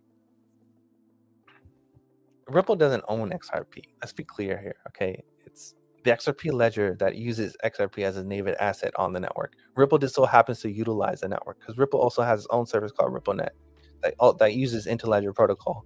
And that has nothing to do with XRP. And that's, I think, that's where people get confused. In the table below, you can find the market capitalization of the market share of these three. Now, it only going to take like a $30 XRP for it to flip Bitcoin. And then FOMO pulls in. What is blockchain? You guys already know what blockchain is. You guys know what consensus is. Let's go through this. There are different ways for consensus mechanisms for nodes to reach an agreement. I will only discuss the mechanism that Bitcoin, Ethereum, and Ripple use. XRP Ledger uses. Bitcoin and Ethereum have a consensus mechanism called proof of work, whereas XRP Ledger has an algorithm called the XRP Ledger Consensus Protocol to reach an agreement. There's a Byzantine fault tolerance, but I don't see why they didn't put Byzantine fault tolerance there. Proof of work. The dinosaur, the dinosaur of cryptocurrencies, Bitcoin, and other cryptocurrencies similar to Bitcoin rely on the validation process of proof of work. In the proof of work system, the nodes that participate in the network solve a cryptographic puzzle for each new block they add onto the chain. These cryptographic puzzles contain information for all historical data on the blockchain. Consequently, as the chain grows, the cryptographic problem becomes more complicated. The proof of work over time requires a significant amount of power, computing power, to solve the puzzle by trial and error. By trial and error, it's not even 100%. The validation process of proof of work cryptocurrencies is often referred to as mining, which is not going to happen. Right? Like, think about it. Think about it. A node mining. Okay, if you guys are not watching the GOP conferences, I'm not talking about like the Republican Party. I'm talking about the GOP, like the stuff that's going on with banking and finance. During the conferences, I think it was it Warren? I think it was Warren and Waters. It was Warren, Waters, and someone else brought up the fact that they don't know if Hamas or some other terrorist organization are using crypto, have their own mining situation, and they don't know who is benefiting from the mining, and they don't know what they're doing with that money after they mine it. So that's the argument, and that whole loophole can be closed with a bill. Think about that. Referred to as mining and the nodes of miners. If miners solve the problem, the blockchain rewards the miner with a new mined coin. In our case, Bitcoin. The reward acts as an incentive for miners that uphold the network. So if the miners, if they get rid of miners, what happens to the network? Think about that. Bye bye. However, miners are also free to ask a miner fee, gas fee, more than a gas fee, for each transaction a user wants to add into the next block. The amount of transaction each block can record is limited. The miner fee can acquire at a reasonable prices, so they can charge you whatever the hell they want, basically. Consequently, the Bitcoin transaction can become really expensive for the user. Or if you opt out not to pay the miner fee, your payment on the network might not even be added to the next couple of blocks or at all. Not good. Doesn't sound like the future payments to me. Now here's a solution. Unlike proof of work, the XRP ledger has no miners, Byzantine Followers Agreement, has no miners to reach an agreement on what transactions are added to the next block. The verification process on the Ripple platform is handled by an algorithmic consensus, Byzantine fault tolerance. But they call it over here XRP ledger protocol, which is, we already know what that is. Simply said, each node on the network maintains and shares a possible version of the next ledger, reaching consensus in a process of multiple rounds of nodes relying on the candidate transaction for the next block, with each round changing in threshold on the agreement. For example, a transaction goes to the next round if 50% of the nodes recognize the candidate transactions. If the candidate transactions do not reach the threshold, it is excluded from the next round with a higher threshold. The process is repeated until a certain threshold is accomplished. For the XRP LCP is now set at 80%, a ledger protocol. During the consensus, each node would validate every proposal with a specific I can't even say that word, specific set of servers with a unique node list, UNL. The UNL is a list of trusted nodes of servers. Each server makes its own UNL, and the UNL is required because without the UNL, a group of individual could pass through invalid transactions.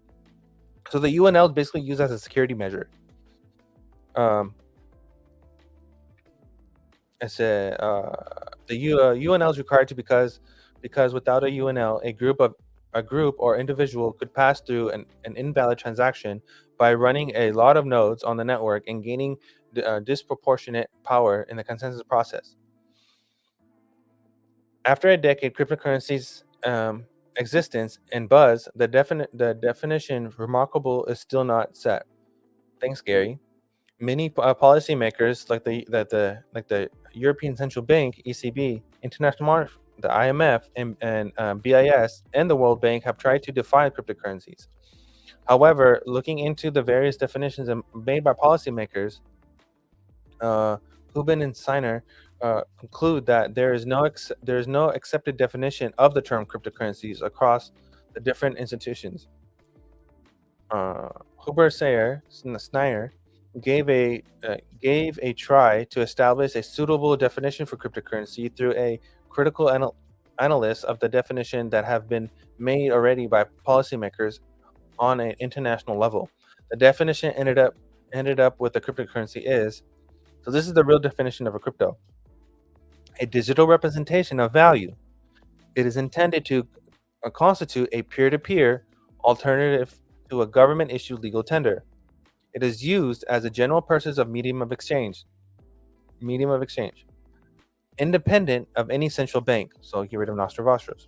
It is secured by a mechanism known as cryptography that and can be converted into legal tender and vice versa. This is your stable coin.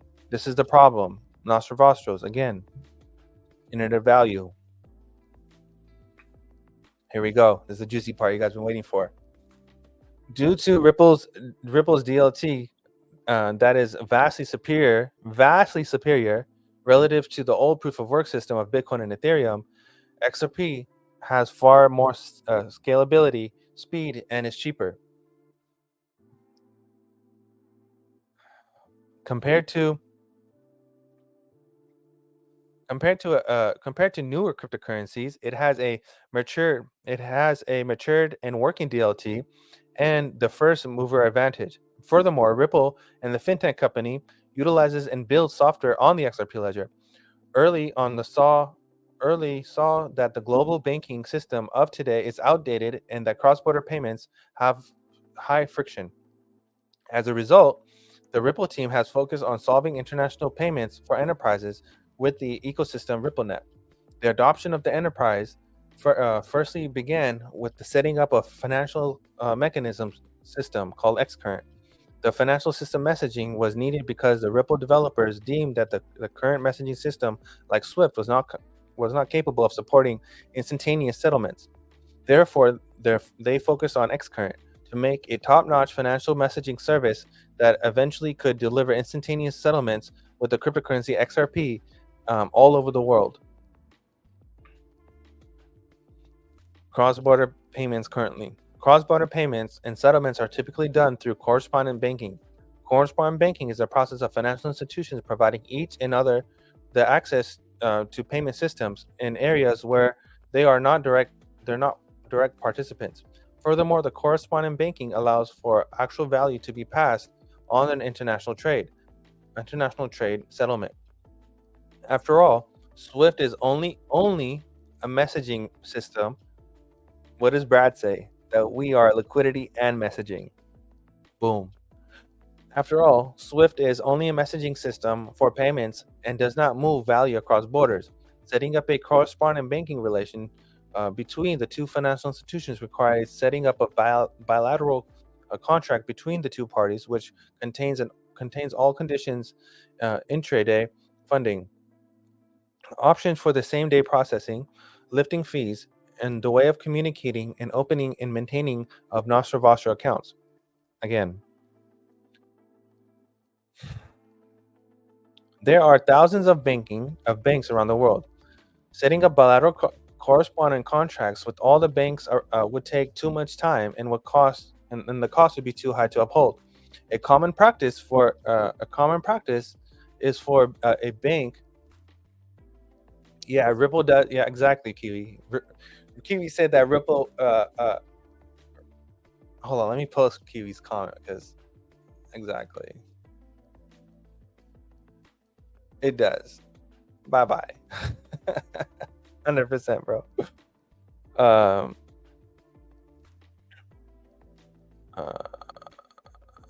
Okay. I'm gonna repeat again. Okay. There are 1,000 banks around the world. Setting up a bilateral correspondent contracts with all the banks would take up too much time and cost would be too high to uphold. A common practice is for a bank to have limited correspondence banks in a country. Usually, one or two correspondent banks per country are enough. They are selected correspondent banks in which, and then used to forward payments to other banks in a country by using their local network. This way, payments sometimes are redirected through multiple banks, and often the sender and beneficiary bank is not aware of all the involved banks. Corresponding banking is a highly concentrated market due to the high barrier surrounding the cross-border transactions. High fixed cost of complying with the regulations and back office operations require big banks. The second reason is that only banks with large balance sheets can take on credit risk from large value cross-border payment and maintain liquidity. At last, network externalities play a big part in concentrating market power. And big banks are more likely to attract client banks and bigger banks and have more connections to other banks, jurisdiction, and currencies. Are you guys ready for this part? I'm going to go into it. Xcurrent. Ripple Software Xcurrent is designed around the Open and Neutral Interledger Protocol (ILP) that enables two different ledgers or networks to work together, interoperating. This is the big thing: connecting things that are not connected, enabling banks to continue the use of their existing day to continue the use of the existing day-to-day system that ensures banks of compliance, information security, and risk framework, meaning that the Xcurrent works with the existing bank infrastructure and is able to interface with the bank system using an API interface or through a transactional layer ILP that can consume traditional payment message format. All what was that? Okay, that scared me. All banks that utilize Xcurrent can directly transact with each other, which eliminates intermediaries in the process and messaging services like Swift for all the process. As seen In Figure 2 below, a blockchain in our case, Xcurrent excludes any central agencies or correspondent from the payment process. This leads to reduced costs, increased settlement speed, and more transparency for the sender and beneficiary bank. To enable cross-border settlements via Xcurrent, banks can leverage their existing Nostro relationship with other banks or use an external market makers to provide foreign exchange liquidity for the various currencies, allowing for all members of the network to message and settle payments instantaneously, making Xcurrent the first global real-time settlement. You get that? Do you understand what you invested in? Do you know what you hold? This is insane.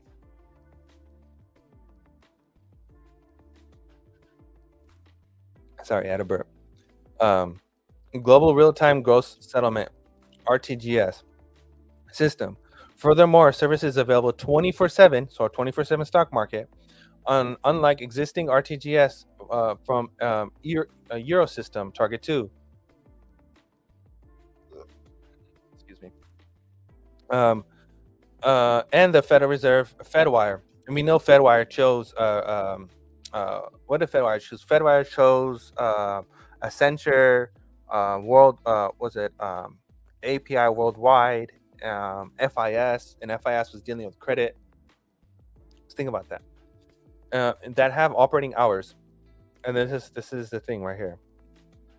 So, illustration of cross-border payments through traditional and blockchain systems. So, Bank A, Bank B, so FedWire payments, bam, bam. So money goes from Bank A to Bank B, and then Bank B is in the United States, having a relationship with the Bank C in Brussels. So it goes to SWIFT, and then SWIFT goes to the corresponding relationship. It goes to SWIFT, it goes to Bank C in Brussels, and then there's another one right here. So it goes Bank A, blockchain, and Bank D, and then down there. So the question is this relationship right here, is this Chainlink? Is this CCIP? That is my question. I don't know. Or is this just Interledger? And if this is Interledger and not CCIP, then what's the point of CCIP? Those are some questions I have that I don't know, but I would like to know. Next. The product Xcurrent does not necessarily solve the Nostro relationship on their cost. After all, liquidity is needed to settle payments. Liquidity. Cryptocurrencies can offer a solution by becoming the bridge currency, allowing for settlement for cross-border payments without the need for Nostro accounts. Banks are connected on a Ripple net can choose for on-demand liquidity by using XRapid. The XRapid product automates the process of instantly moving money to other countries. The sending bank simply initiates a payment in local currency. XRapid will convert this local currency to XRP through a cryptocurrency exchange, which is it's on the DEX, right? It's on the ledger itself. When the transaction is converted in XRP, it will travel over to the XRP ledger to its destination country. Arriving on the destination, XRP will convert to the local currency, and through Xcurrent will be fast forwarded to the beneficiary. The whole process takes about 1 to 2 minutes with the cryptocurrency XRP as a liquidity provider, and saves up to 70% of cross-border payment cost. Remember how big that was? It was like 170 trillion or something like that. And so this is going to save that cost. So guess where that 70% of money is going? In our pockets. XRP is a native currency on the XRP ledger. It also called ripples. The Ripple nipples. Shout out to Rain. It's also called ripples. In 2012, 100 billion XRP was created, and by code, no new XRP can be created. However, the transacting value of XRP can be done in smaller forms than 1 XRP. The smallest identifiable part is up to 6 decimals. Think about that. That's crazy. Places of 1 XRP called drops. And the XRP was specifically built for payments making its performance on speed, low cost, and scalability the better alternative, like Bitcoin and Ethereum. Users of XRP Ledger confirm and settle transactions in 4 seconds compared to an hour Bitcoin needs to settle.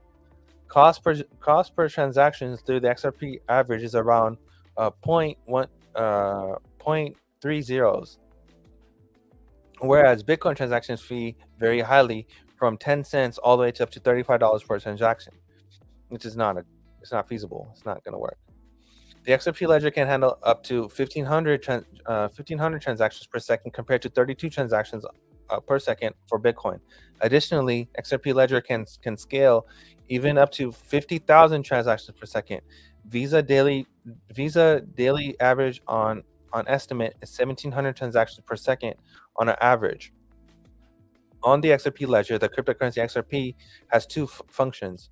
First, preventing the system from any abuse on the network, for example, from spamming the network with low value transactions to overload it.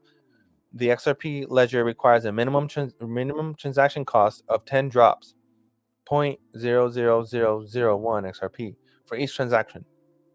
Transaction costs automatically increase when the load of the network is heavily increasing, making it very expensive when deliberately trying to overload the network. These transaction costs in XRP are not collected by anyone but destroyed, which they burn the fee, which means diminishing supply, means the price goes up and never stops. Paired with no future creation of XRP means that XRP is deflationary currency. Second, XRP was created to become a bridge currency between many different assets and are possibly to be traded on the XRP ledger, becoming the centerpiece of anything with value: fiat currencies, cryptocurrencies, commodities, securities, and even loyalty points.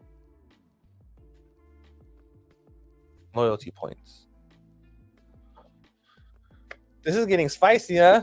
I bet you guys didn't think I was gonna go this deep dive. We're already like 2 hours in. Thank you guys for watching. I mean, this is I told you this is gonna be a good one.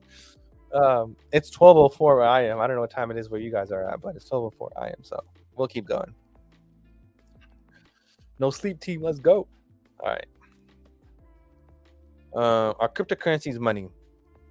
Since the price surge in 2017 of cryptocurrencies, media and the public are heavily interested in the market. Bitcoin increased in 2017 to 1,800% relative to the price of January of 2017. Oh, what's up? Lou says 204. He's nice. Bitcoin increased 1,800% relative to the price of 2000, pulling a lot of attention. A magnitude of extra ripple increase roughly in the same time frame, 27%.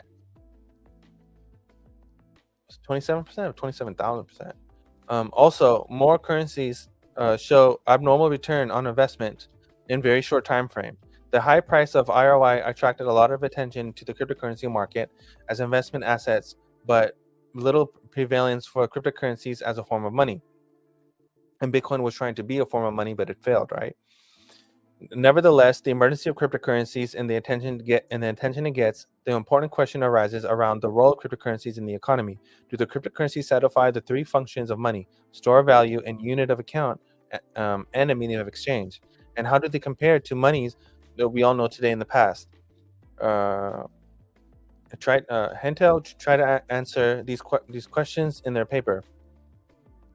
This thesis will elaborate further on the assessment of cryptocurrency as a form of money, but also add XRP on the table of a comparison, as the thesis argues it to be far superior cryptocurrency relative to Bitcoin, which the IMF used as their representative of cryptocurrency.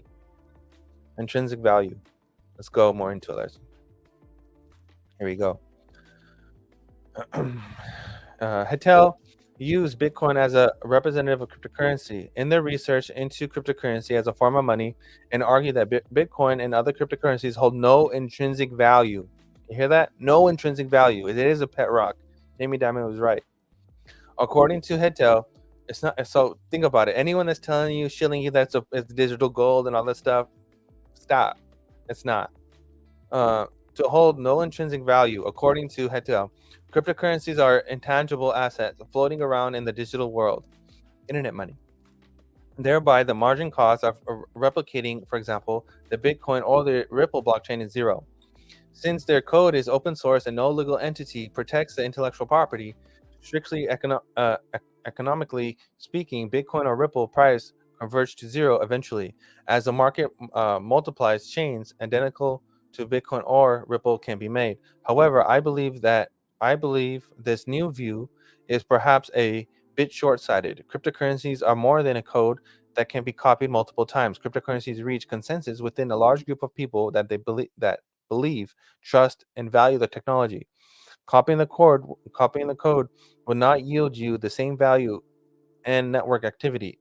According to Tu and Ju, cryptocurrencies hold intrinsic value not in the traditional economic sense, but holds value in the sense of a consensus, uh, cultural significance, and the trust in the original blockchain.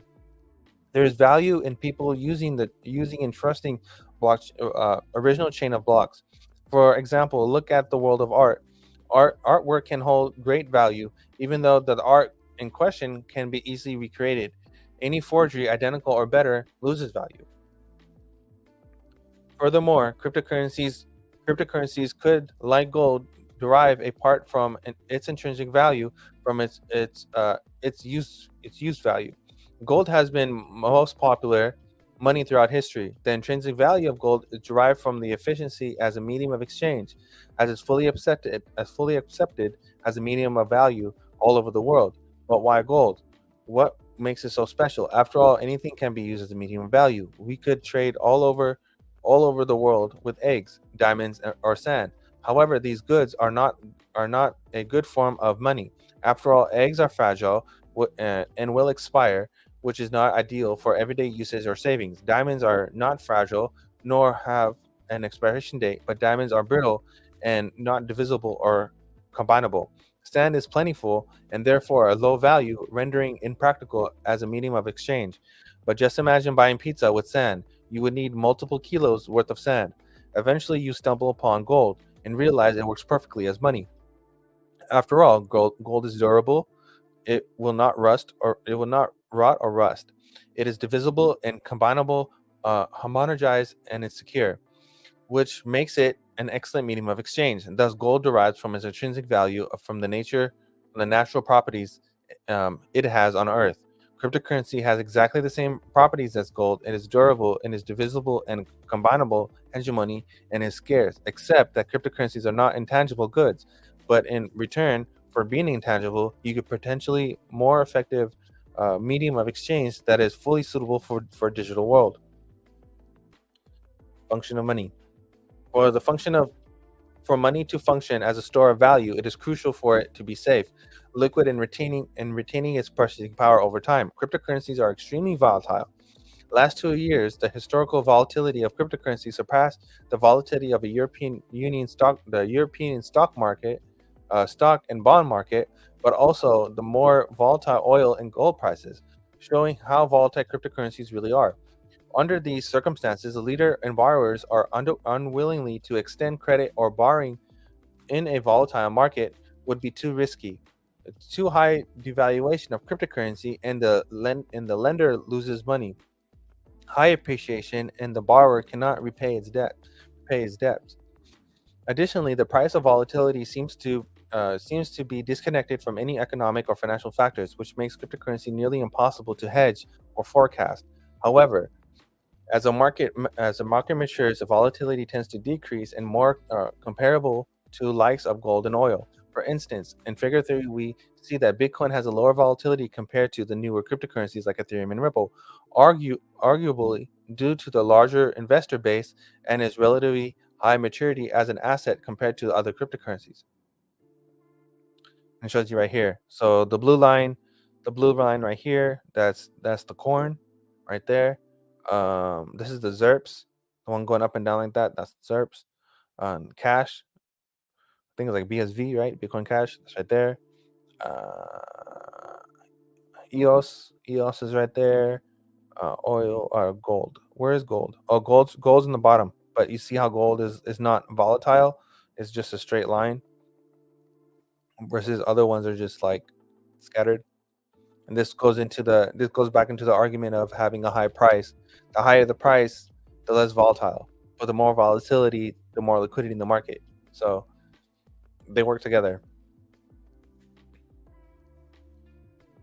Unit of account. One can measure one can measure in units the amount of cryptocurrency bought or used, and cryptocurrencies are dividable in smaller units. For example, one Bitcoin can become 100 million satoshis, or one XRP can be divided into 1 million drops. Cryptocurrencies can be used as a measure of value directly. For example, in the cryptocurrency market, other cryptocurrencies are often measured in Bitcoin. Bitcoin is a unit of account in the niche market of cryptocurrencies. In the mainstream, Bitcoin or any other cryptocurrencies does not represent value directly like the dollar or the euro does. Retailers do not accept cryptocurrency payments. Still quote their goods and services in fiat money. The cryptocurrency payment is simply the fiat quote converted with the live exchange price of cryptocurrency. And that's exactly what it is, right? Like, at the end of the day, I am not going to be spending my XRP, right? I'm going to be spending dollars, but my XRP will allow me to not need a foreign exchange, meaning that if I wanted to travel to another country, I can convert my XRP, right? Let's just say it's worth $1,000, okay? Just an example. And I need like $50, okay? And I have like, I don't know, 20 XRP in my Zoom account.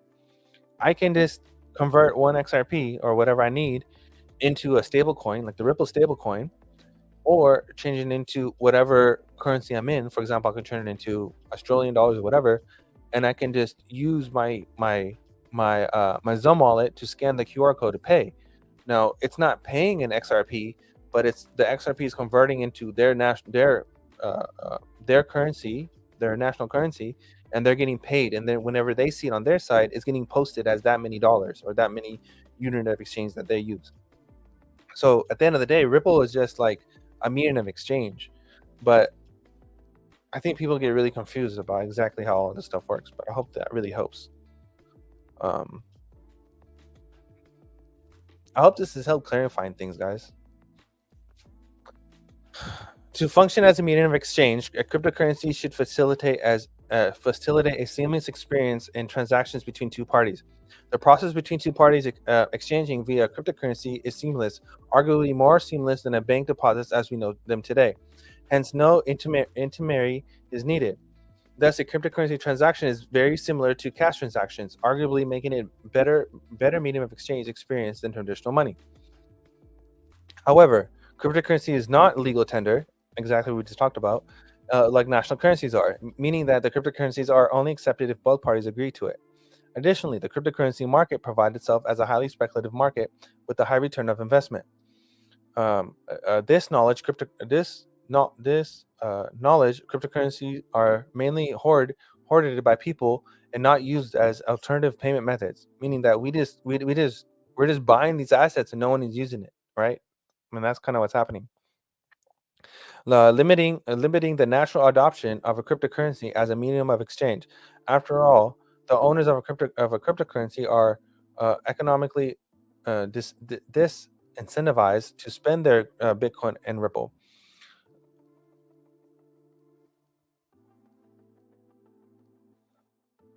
Halting the adoption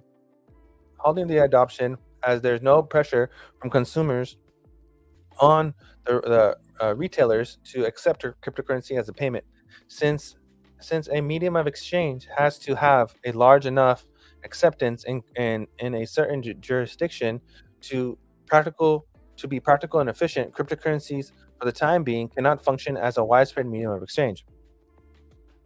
Comparisons of Hetel 2016 compared cryptocurrencies, existing currencies, and historic currencies on more characteristics. Below, you will find table 2 and 3 that compares cryptocurrencies Ripple and Bitcoin to the dollar, gold bullion, and gold standard on the economic characteristics, supply structures, and the macro financial stability risk. The tables are based on one hectare used in their paper. Comparing these different forms of money on economics, supply structures, and macro financial stability risk factors show us that cryptocurrencies are not the first currency in history that is issued privately and decentralized. While cryptocurrencies are not comparable to legal tender, like the dollar and euro, we have to keep in mind that money has significantly throughout history and will continue to change in the future. Comparing the two currencies, Bitcoin and Ripple, Bitcoin and XRP, the with gold bullion in table 2 and 3, one can only conclude that both types of money are fairly similar and on set characteristics. And Bitcoin even shares the same characteristics as a high production cost and process, ironically, also called mining. For now, cryptocurrencies are still a very niche market and generally not accepted as a medium of exchange, a unit of account, or store of value. Although nor gold bullion is nowadays a widely accepted medium of exchange or unit of account, it still has place as a commodity, as still has its place as commodity money and as a store of value. Bitcoin and Ripple, on other similar cryptocurrencies, therefore should qualify as a commodity money, like gold bullion has and therefore been for thousands of years. And then it goes into intrinsic value. Has intrinsic value, has intrinsic value, nothing has intrinsic value. Claim to issuer, use as a medium of exchange, small unit of account, and used. Decentralized, private, fixed, tied to code. Yes, an agreement of majority. Miners, simple rules of change, no. Cost of production, low, high. Hyperinflation, no. Risk of hyperdeflation, no. Base quantity change of temporary shock, no. Can be a lender of resort of outstanding money, no. That's why Jeb says it's number 2. Conceptual framework is their role for cryptocurrencies. Since the previous section shows that cryptocurrencies for now cannot function as a money or generally as a payment method. After all, to become a fully widespread used cryptocurrency, the money in question has to effectively function as a medium of exchange and a stable store of value. To function as a medium of exchange and store of value, money has to be mass adopted by the institutions and the people. Thus, we are dealing here with a chicken and an egg problem. Historically, the adoption of new forms of money share all one key element: reducing friction in a day's economy and thereby increasing the economic activity. Thus, for a cryptocurrency to reach critical mass, they need to solve friction in economy, either by outforming traditional money on spend, trust, cost efficiency, financial inclusion, or holding risk. In tackling this key question, do cryptocurrencies offer a net benefit? We explore two sides. First, okay, so it's telling you the sides. Okay, user perspective, scalability. So this goes on and on. I'm not gonna read the whole thing. I might post it later because I went through it, but I'm gonna go to the end part, the conclusion. So I'm getting tired of reading this.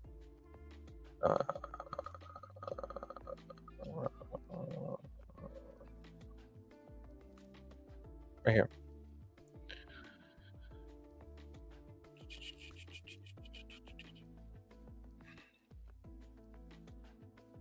For cryptocurrencies as a new form of money, it is important to solve friction in the economy today. So adoption takes place.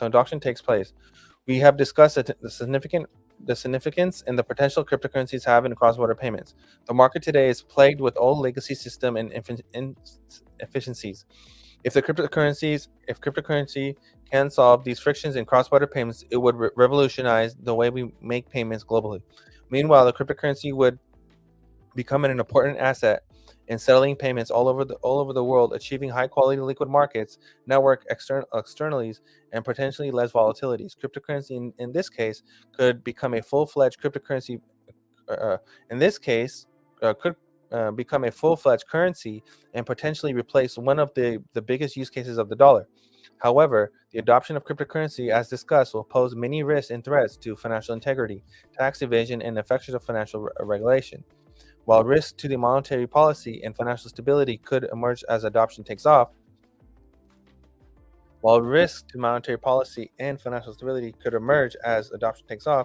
consequently, adequate regulations will be needed before cryptocurrencies can move to the next step. For the speculation asset, for a speculative asset to asset with real real utility in the world, the cryptocurrency market and ecosystem is still in infancy, and surrounding regulations and policies are yet to be established. This is where we are right now, and we'll go more over that in a little bit. Therefore, the dollar is unlikely to lose dominant as a role as a global reserve currency in the near future to cryptocurrencies. The size of U.S. economy and its financial system, the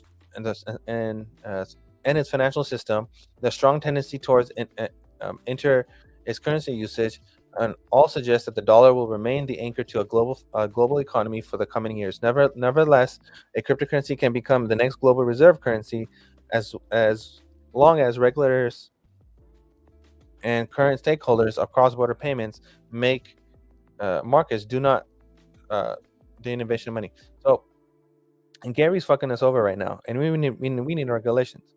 So once this regulation happens, it's blast off. Let's keep going. Or should we do a video time? You want to do it? No, we do video time. I'll do this real quick. This is where we are. This is from Citibank. This is where we are right now. So enhancement phase is where we are right now. Spring is what we're in right now. Chat mandates, structured data, and then 25, there's nothing, as you see. There's absolutely nothing. So 25 would just be full-blown adoption. Like, you get on board. And then 26, payments will be rejected if not using the enhanced and structured data. So if you're not in, so you have regulations come in right now. So April through July. This is why I always say April through July.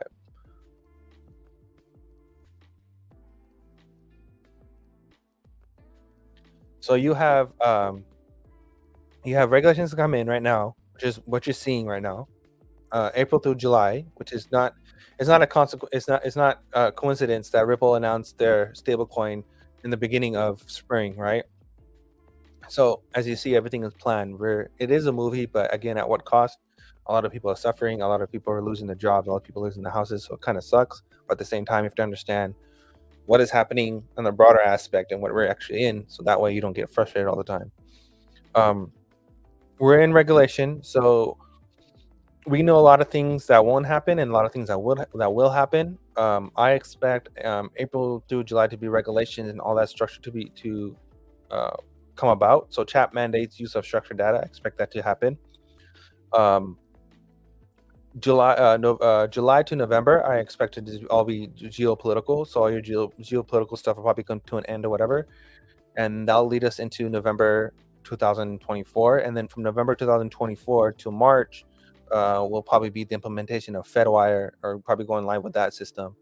And then from March to November 2025 would just be all of, you have to get on board. That's the time you get on board.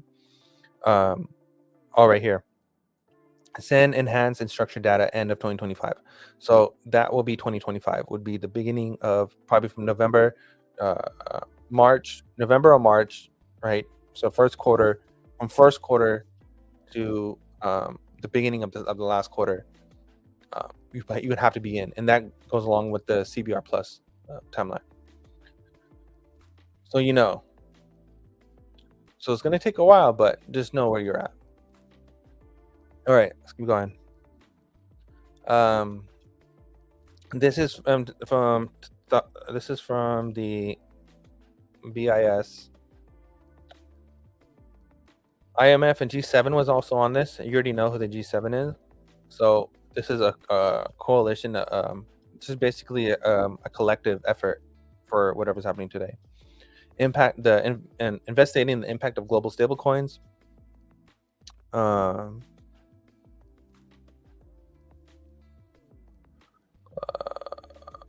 What was that? 211? No, go back. 211 legal sector. Okay. Legal clarity. A well-founded, clear, and transparent legal basis in all relevant jurisdiction is a prerequisite for any stablecoin agreement. That alone. I should just end the paper right here. That's all you really need to know right there. Without regulation, nothing is happening. Having a well-founded and clear, transparent legal basis is a core element of payment, clearing, and settlement argument. A stablecoin must be underpinned by a clear legal term that define and govern with certain predictability. Uh, material aspects. Let me close this. Material aspect of how an underlying technical arrangements are utilized by parties. However, stablecoins and underlying technical and control arrangements may have significantly and applicable legal regime depends on crucial and on the particular design and characterization. Ambiguous rights and obligations could make the stablecoin argument vulnerable, vulnerable to loss of confidence. With the implications of financial stability, users must be given confidence that the stablecoin within the practice can be stable as advertised. If the value stabilization relies on the market mechanism, the legal obligation of the market makers must be defined so it ensures liquidity at all times to all customers. As regards the legal characterization of stablecoins, the most relevant primitive factors are whether or not they are considered as money equivalents, categorized as control claims or property rights, or entail a right against an issuer against the underlying asset. In some jurisdictions, stablecoins may constitute a security or financial instrument, such as a debt instrument, or represent a interest in a fund or collective investment vehicle, and can be applicable laws relating to the securities and financial instruments, particularly issuing, may arise in cross-jurisdiction contexts, as there is a need to determine which jurisdiction law applies to an individual element in overall design, and which jurisdiction courts have competency to settle disputes. There is also a potential for conflict of law, given the different treatments in different jurisdictions. The applicable finance sector law in certain jurisdictions may not be keeping pace with the new business model and the market's activities, such as stablecoins. A number of recent inactivities by initiatives, a number of recent initiatives by national authorities are seeking to address this uncertainty, where an arrangement relies on a DLT to record and transfer monetary value. Consideration must be given to the legal underpinning of such arrangement, which must be least as robust as traditional systems. For example, the legal basis of regarding the right and obligations of a relevant parties and settlement finality must always be clear. Regulation is king. Regulation is king. Regulation is king. Regulation is king. If you don't get that by now, I don't know what to tell you, Jack. Next one.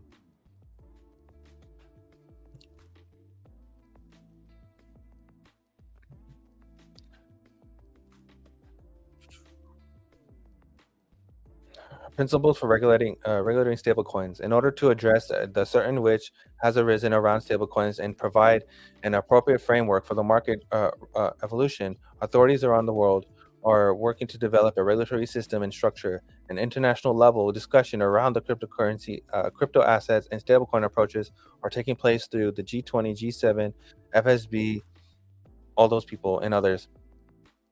A range of other authorities include also including those in Switzerland, Russia, and the UK, have either enacted related legislation or are in the process of development. So now, just hold on for a second. Russia, do you think the thing that's happening right now is on purpose? That everyone is fine with each other. No country is as fighting or arguing as you think they are. That's how I know all this is a movie. Let me ask you one question. Why do you think there's a treaty on Antarctica? Yeah, we can agree on that, but we can't agree on anything else? Simmer on that. Including those in Switzerland, Russia, and UK have either enacted related legislation or are in the process of development. Or from the standpoint of major jurisdiction, probably the most comprehensive approach so far was announced by the EU in September 2020. As a starting point, it is important to differentiate the between differentiate the point between the stablecoins in general, which rise many regulations issues, but so far are not systematically important, and what the FSB are called global stablecoins. What did the Fed of Boston say? You have global stablecoins, you have wholesale stablecoins, and you have retail stablecoins. I'm telling you, the stablecoin that everyone's coming out with is going to be a global stablecoin. I mean, come on. How else do you insure the dollar? How else do you upgrade the dollar for world reserve? Anyways, or the EU's called significant stablecoins, where the bar of compliance on the range of policy issues will be much higher. In particular, the latter pose higher risk for financial stability, monetary policy, transmission of monetary sovereignty, and would not be present for the more limited purpose coins. They may be considered systematically important payment systems, or in other forms, FMI. This section will consider blah blah blah. In regulating any stablecoin, the starting point should be an appropriate registration or licensing regime, which allows an adequate information and monitoring, combined with prudential requirements in appropriate cases. It is essential to build a system to collect data at such instrument. Thus, registration requirements is likely to be used in the jurisdiction of establishment. Because of the inherent cross-border potential, authorities will need to combine this with potential financial stability risks may develop unobserved. In particular, there's the potential that a limited purpose stablecoin may quickly evolve into a global stablecoin, thus fomenting the much higher financial stability risk. This highlights the valuable proportional graduated approach with the differential treatment based on the factors relating to the underlying structure or scale. For example, the proposed EU approach will provide different requirements for utility coins, non-stable coins. So utility coins are different, right? So, for example, Quant is a utility coin. DAG is a utility coin. Hedera, utility coin, right? Stuff like that. I mean, you can go as far as calling XDC as a utility coin, right?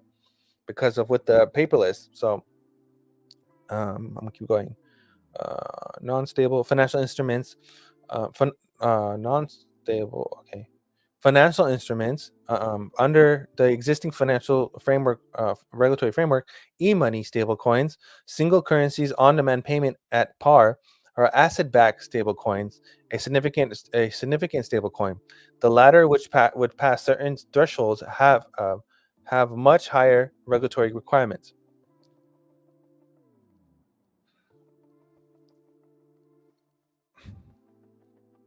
In addition to the financial stability risk, stablecoins clearly raise a number of other regulatory and supervisory concerns, in particular, in the relation to market integrity and consumer investor protection. Much attention has already been directed by the International Regulatory Organization, in particular the G20 and the FATF, towards AML, and CFT issues and approaches to the crypto asset, and these apply fully to stablecoins. Likewise, international regulators, in particular the IOSCO, are considering issues relating to market manipulation, fraud, abuse, fraud, abuse practices towards customers, FTX, right? Or Tether, or other things like that. Um, ISO. These traditional market regulatory concerns arise in the stablecoin context as in the cryptocurrency asset area more broadly. Yet stablecoin arguments bring with them additional investor protection concerns given the link between digital assets and fiat currency or other assets. In particular, stablecoin issuers may face a strong incentive to invest in risky assets or lend out assets backing the stablecoin to achieve a higher return.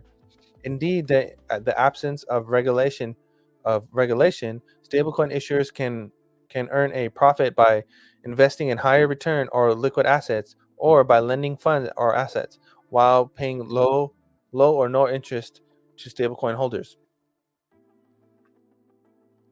Oh my god, they talk about Tether, bro. They literally talk about Tether. That's hella funny. Okay, let's keep going. Keep calling it, God. I swear, this is too funny. These incentives make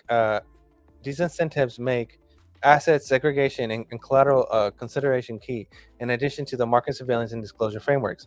These arguments have historical and current examples.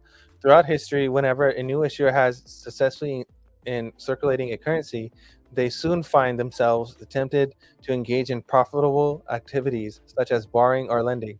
During the Mexican Revolution, for example, several different generals issued currencies or forced banks to make loans to pay soldiers' salaries, lending to high inflation and debasement of the private bank currency in circulation. As more recent example, the issuer of Tether, had until recently claimed that every Tether was 100% backed by fiat. Since 2019, it had been accused by the New York Attorney General of lending at least 7 million to Bitfinex, an affiliate crypto asset trading platform.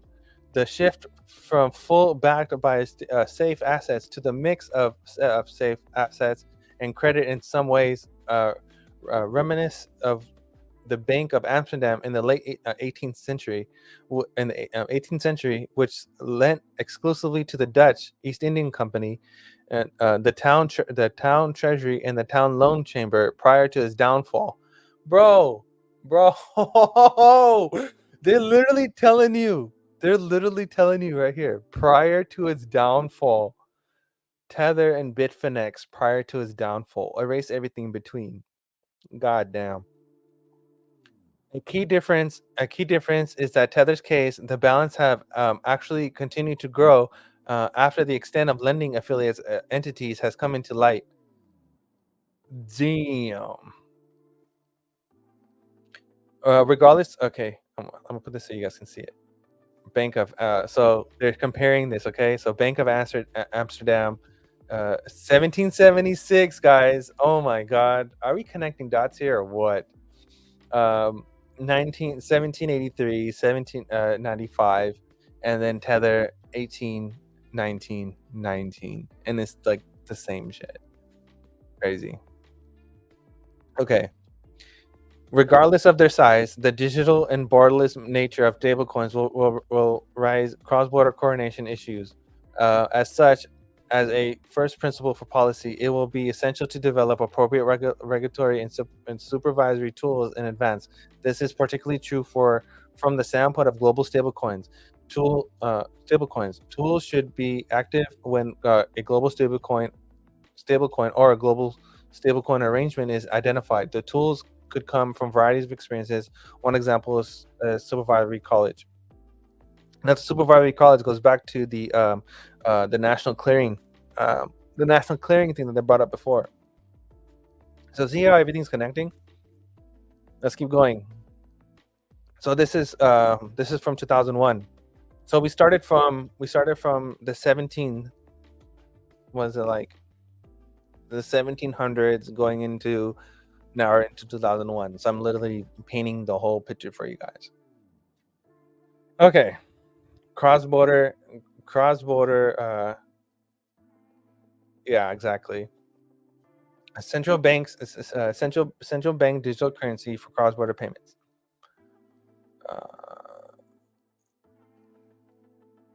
Stock. Hold on. Enabling. Blah, blah, blah. I'll just read over the summary real quick. So it says the G20 has made embracing cross-border payments a priority and endorsed a comprehensive programme to address the key challenges. Faster, cheaper, and more transparent and more inclusive cross-border payment services would deliver widespread benefits of citizens and economies worldwide, supporting the economic growth, international trade, and global development of financial inclusion. To the end, this report takes stock of international dimension of central bank digital currency project and extent to which they could be used for cross-border payments. The report also investigates possible macro financial implications associated with the cross-border use of CBDCs. The analyst does not imply that central banks mentioned in this report have reached a decision about issuance of a CBDC. To date, no major jurisdiction has launched a CBDC, and many design a policy decision are still unresolved.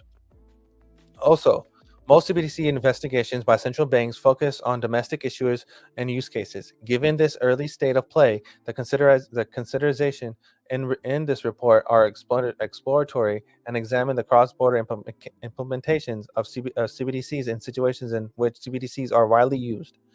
In practice, domestic issuance of CBDCs will be used to considerably further economic and practical examinations before exploration of cross-border use will gather pace.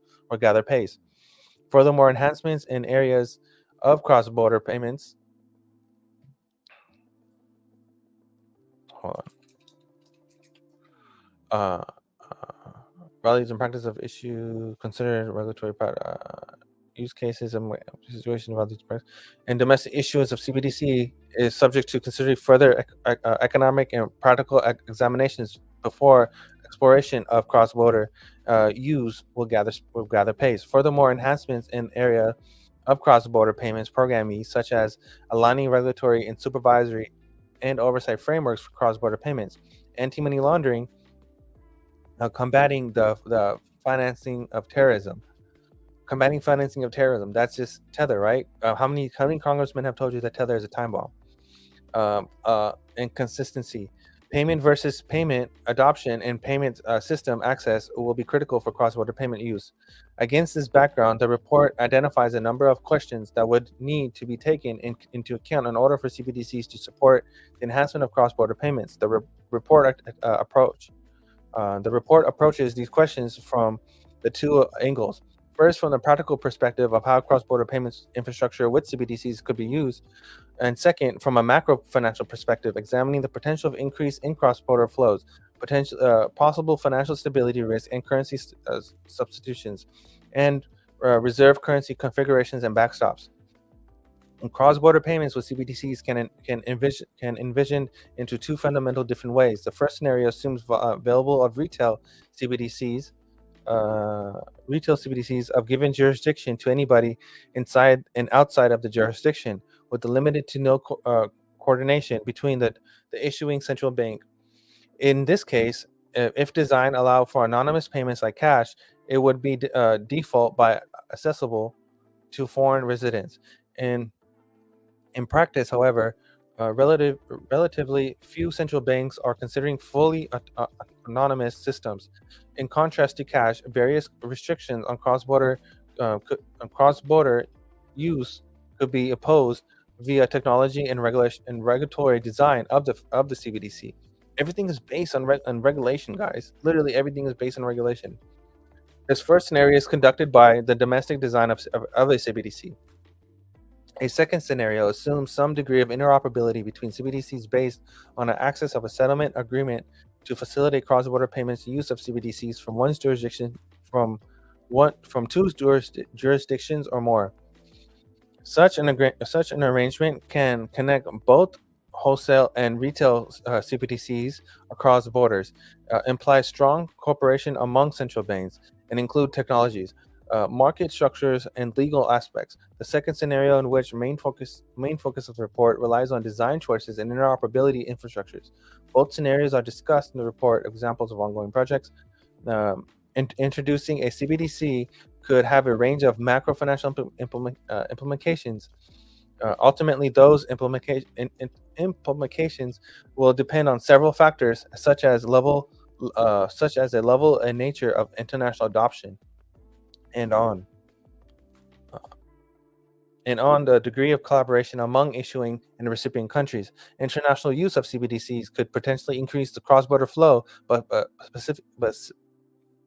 specifically, design choice of CBDC could limit the usage. The implications would differ for wholesale versus retail CBDCs. Hence, the multilateral collaboration to agree on design principles will be addressing concerns of central bank regarding currencies and substitution risk. Capital flow volatility and congestion risk. These macro financial implications of cross-border currencies use are not exclusive for CBDCs, but also exist for primarily issued forms of money. However, the CBDCs could allow jurisdiction greater room for maneuver to mitigate potential adverse macro financial implications. CBDCs have a potential to enhance the efficiency of cross-border payments as long as their design flow of Hippocratic oath for CBDC design and its permanence to do no harm, as highlighted by the group of central banks. The coordination of a national CBDC design could lead to more efficient cross-border currency and cross-border payments. Cross-border CBDCs could offer more opportunity to start with a clean slate and address the friction inherent in current cross-border payment systems and arrangements from the outset. The enhancements could be made by offering secure settlement, reducing costs, and lengthening intermediary chains throughout payment process, and eliminating operating hourly mismatch by being accessible 24/7. So we're moving to a 24/7 market, which we've never had before. It is necessary to continue deepening the analysis on CBDC design, especially regarding options for access and interlinking of CBDCs, including the interoperability with non-CBDC payments, infrastructure, and arrangements. Further actions in this work stream will continue to investigate these questions both. So they're going to continue to go. Okay, and goes into that. Next one. This one is from the World Bank. This is from 2001, World Bank. This one's not too big. This is pretty small. These are all the banks that are in it.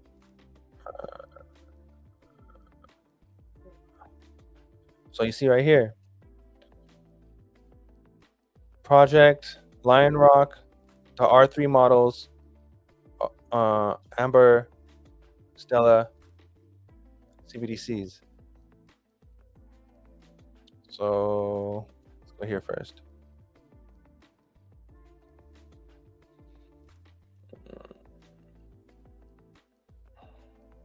Okay, so this goes more into exactly how it works. All right, let's go. The Bach-Max model. Central banks and payment industries are considering the way of improving cross-border systems. The Bank of Canada, BOC, Bank of England, and Monetary Authority of Singapore, which they're all working with Ripple, in consolidation with payment industry stakeholders, have joined efforts to review the existing challenges and frictions that arise when undertaking cross-border payments, and issued a report explores proposals for new and more efficient models for processing cross-border transactions. From whose context this section draws. Specifically, the report identifies the following challenges from the end user, commercial banks and central bank prospects: lack of transparency regarding payment status, visibility and certainty of outcome, limiting availability of cross-border payments services, time taken for payments processing, high costs associated with correspondent banking models, and challenges associated with legacy infrastructure, networks, and central banks. All these people are literally working with Ripple. Let's go down to this model. Okay, so it says description of model A of this model. So it says each central bank issuer issues its own wholesale CBDC against the country's local currency. So this is very important. So it's going to be 1-to-1 again, right? So it's 1-to-1 to your native currency. So it can also be 1-to-1. So it'll be like 1-to-1 to like e-money, or 1-to-1 to like a stable coin or something, right? And that can be converted into whatever. So each central bank issues its own wholesale CBDC against its country's local currency. Participating bank in its own jurisdiction. The two central banks enter an agreement whereby participating banks from each jurisdiction maintain a wholesale CBDC account wallet with the central bank of the other jurisdiction denominating in the currency of that jurisdiction. These are single currency account wallets and thus may hold only one digital currency. Alternatively, a bank operation in a third country could hold wholesale CBD account wallets. With the two central banks and offering corresponding services to banks in the two countries. As chart 1 shows, Bank A1 maintains a wholesale CBDC account wallet in a country A, similar to Bank B1 maintains a wholesale CBD account in country B. On the other hand, Bank C holds Bank C holds a wholesale CBDC A and wholesale B accounts in countries A and B respectively offer corresponding services to A1 and B1. So let's go more into this. So as you see right here, here's the model. So this is country A and country B. So this could be, anybody. Platform connecting interoperability. This is the unified ledger from Bank of International Settlements, the one that they announced. So this would be like an MCBDC. So this would either use Overledger to design it, and they can have an XRP ledger node that's running on Overledger. You can have it that way and have an interoperable system that way, or you can have MCBDCs doing this through the unified ledger, doing it through the unified ledger. So RTGS platform, which we know that's Ripple, right? Platform traditional A, and then central bank A, and then bank one. So central bank is like would be like a treasury or something, and then bank one would be like a commercial, so like a JP Morgan, whatever. And then that goes into central bank A, and then bank one, and the wholesale account, right? So this wholesale account holds that, and then it sends directly to A wholesale, so it sends directly to C1 and B1. So this is direct, or it transfers it this way and sends money that way. So central bank A, bank one, and then C1, central bank B, and B1. So that's pretty tight. So it's actually going to work. So liquidity is going to flow through different ledgers, but within that structure, it's going to be on this. So this will basically be doing right here. That's pretty dope. Next one. This one's from Europe. I don't know if we want to go over this one because it's Europe.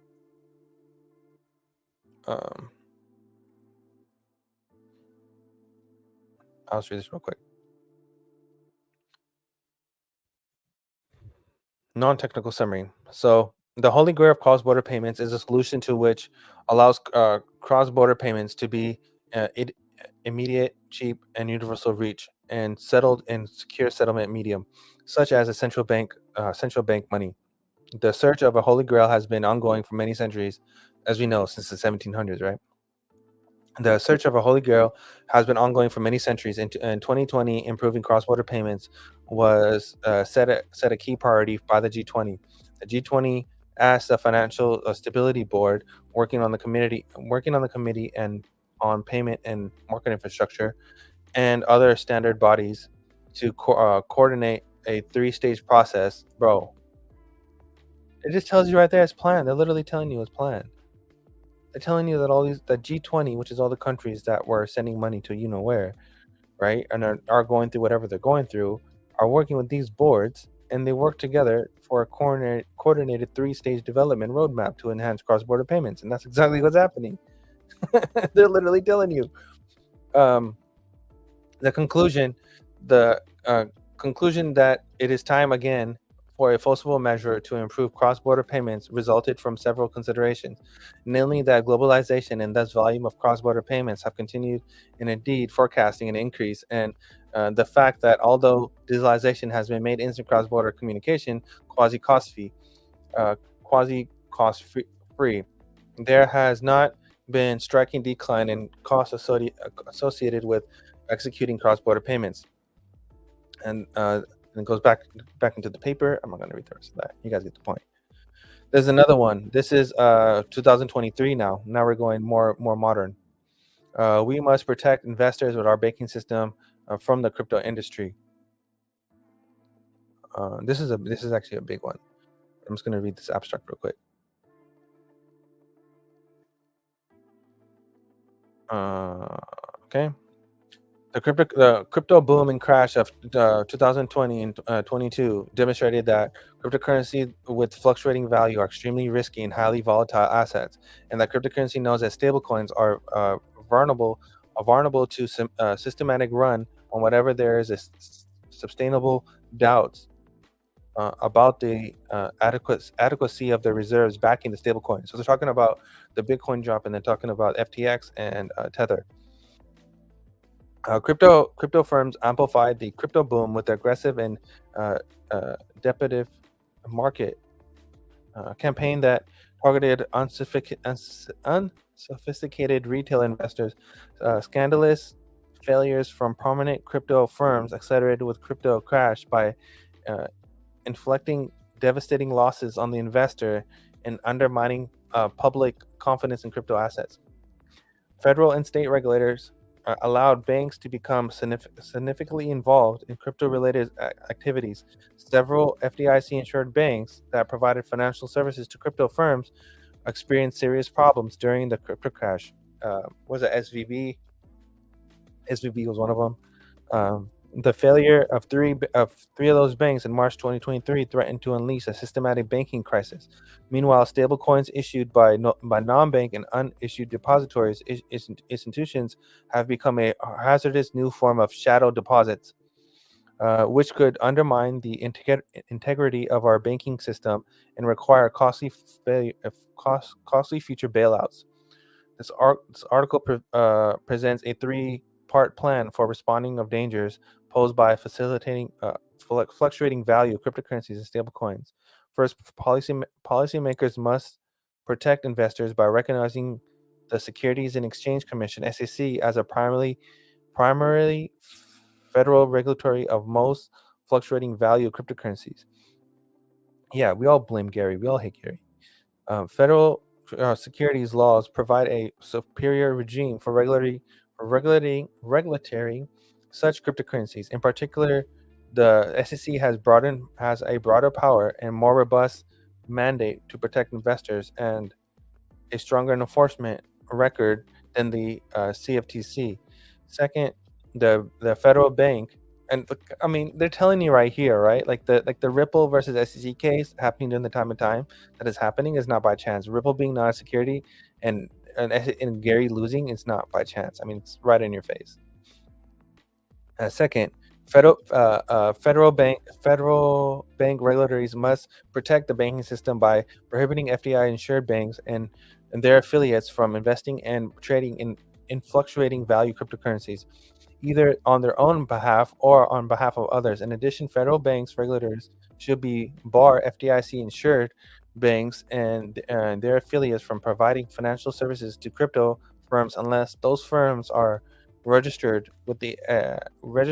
with and regulated by the SEC or the CFTC. Third, Congress, right? This is what I keep saying right here. Third, Congress should mandate all the issuers and distributors of stablecoins must be FDIC insured banks. So only the big banks, basically, right? That mandate would ensure that all providers of stablecoins must comply with the regulatory safeguards in governing FDI-insured banks and their parent companies and other affiliates. Those safeguards provide a crucial protection for our banks and system in our economy and society. Don't be surprised if Ripple all of a sudden it says that their stablecoin is FDIC insured. Don't be surprised. Just saying. Just saying. All right, next one. Another BIS paper. We're almost done here. Got a few more left. What are we? 3 hours? Damn. But this is the most like I'm just throwing out everything at you guys. It is like, people want to fudge you, they can fudge you after that, whatever. But it is what it is. Let's see. BIS paper. Will the real stablecoin please stand up? November 2020. Bro, this is not even that long ago. This is literally not even that long ago. All right, let's go. Okay.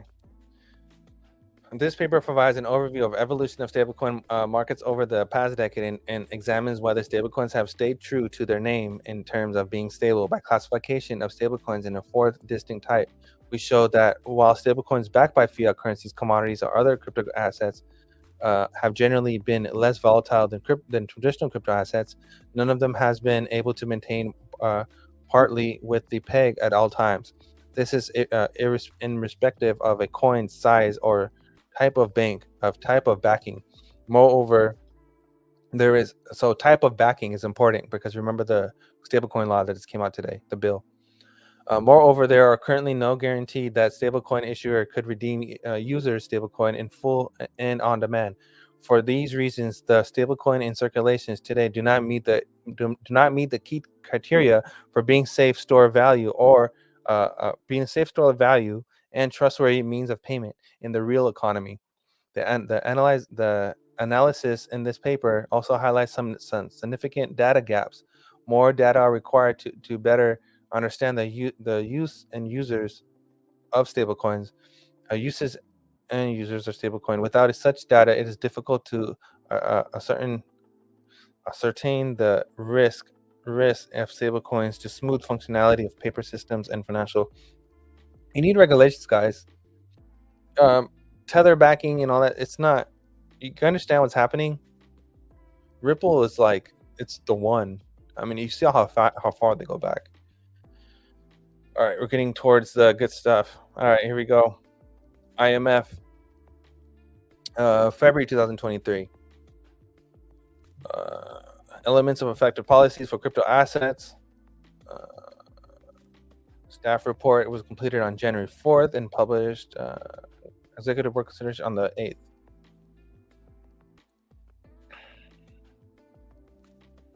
All right.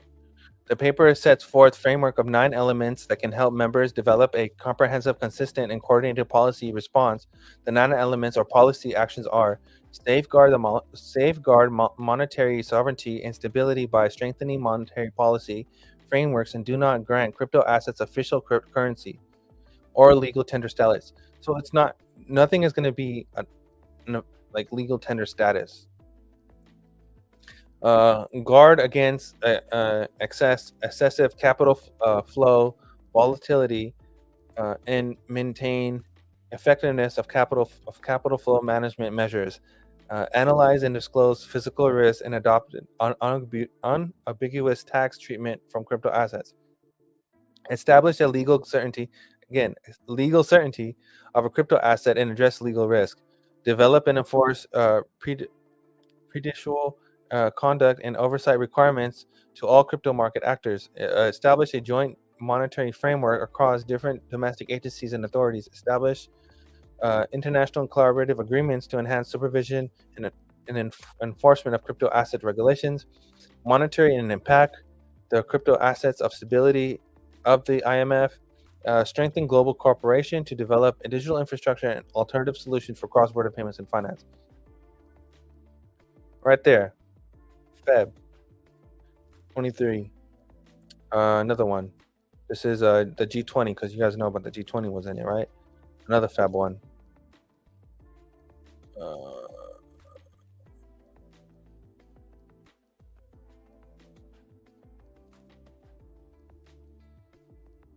Can I go? Just take me there. Hold on. Okay. Domestic implications. So financial stability risks were not seen as a primordial for new given the lower exposure of banks and traditional financial institutions to crypto assets. However, crypto assets markets could reach a point where they represent a systematic risk to financial stability. Financial implications are subdued by many countries are successfully taxing crypto assets. Taxation, taxation in a mean of controlling adoption and a source of revenue for several countries. For some countries, this also means to signal the riskiness of certain crypto assets, especially of unbacked tokens. Compliance with tax policy seems good, though some participants report circumvents through foreign exchange and wallets. Uh, Many participants recognize potential risks stemming from foreign currencies dominated stablecoins. Users could benefit if a bank improved services, offering digital deposits of comparable convenience and accelerate open banking. However, banks were generally perceived to move slowly and could be caught off guard if a stablecoin were rapidly adopted. Several participants insisted that financial inclusion goes beyond access to payments and to also encompass access to other financial services. In that case, digitalization of assets could help develop markets and offer opportunities to hedge risk and investment. Intra-firm and off-chain transactions by unregulated crypto exchanges remain obscure. Leveraging data from financial institutions, crypto assets service providers, and analytic firms may help build a view of ongoing activities. Some participants express interest in automating transaction monitoring as soup tech solutions, like APIs and shit like that. Concerns about right here. This is your climate agenda. Concerns about environmental impact of crypto assets were largely subdued, as the cost of proof of work validations technology employed by Bitcoin is currently surpassed. Other validation mechanisms such as proof of stake require less computing power, and permission ledger requirements even less. This is going to get regulated out of existence. I am 100% confident of that. I just it's so in your face. Next. All participants expressed concern at building significant capacity among policymakers, including the supervisory and enforcement levels, to deal with development in crypto and asset space. The IMF was widely called upon to help both human and technology capacity is required to deal with the environment in constant flux. For instance, understanding the complexity of some of the emerging business models within crypto domain, including opaque conglomerate structures, is growing concern. They want regulations. They already had a solution, and they want regulations. They don't like Tether. They don't like the corn.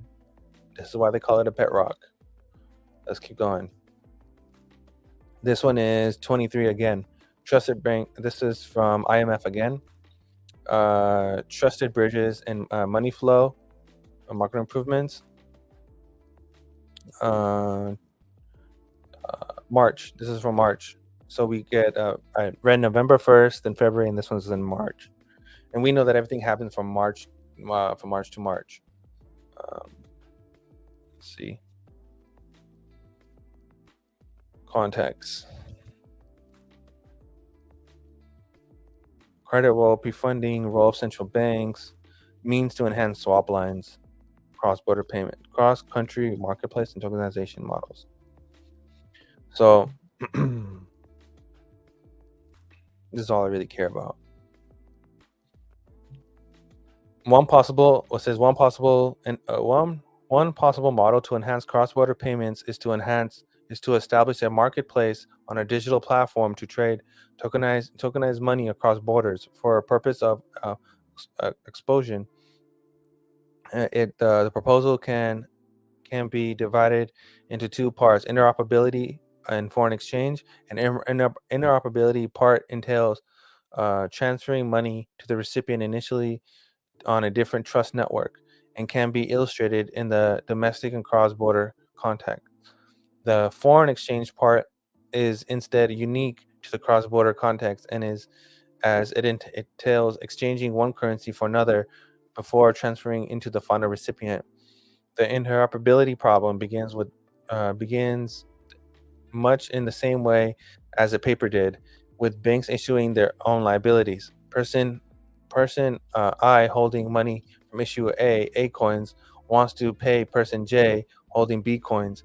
Each person knows and trusts his or her prospective issuer through gateways GA and GB, and vice versa, as illustrated in panel A. So, okay, you guys understand what this means? So someone holding US dollars is going to trust the Fed versus someone holding euros and trust their euro system. The goal is to how to make the euro system and the United States system, connect. It's probably not a good example because they both use Swift, but you get what I'm saying. So that goes into that. Next one, another IMF. This is 2024. This is the most recent one. January 2024. So this was like a few months ago. I put it in chronological order so people know that, we start from, you have a backstory from when it started and you see where this is going. All right, let's go.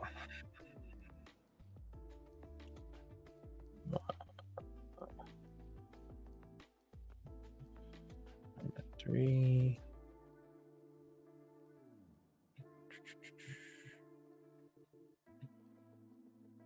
Okay. Right here. Digital money and cross-border payments.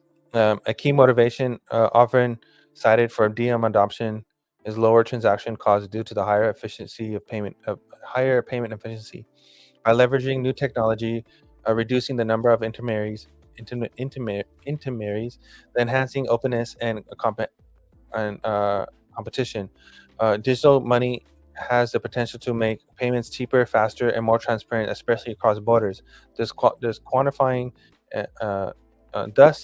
the impact of improvements in payment efficiencies on the international currency adoption for transaction purposes could provide insight into the potential international use of DM. The United States dollar has been dominant currency for international payment transactions for many decades. However, technology's innovations in payment systems could alter the incentives for using the new currency by increasing accessibility at a reduced cost, leading to the inevitable shift in the configuration in international currency use. They're ready to shift, guys.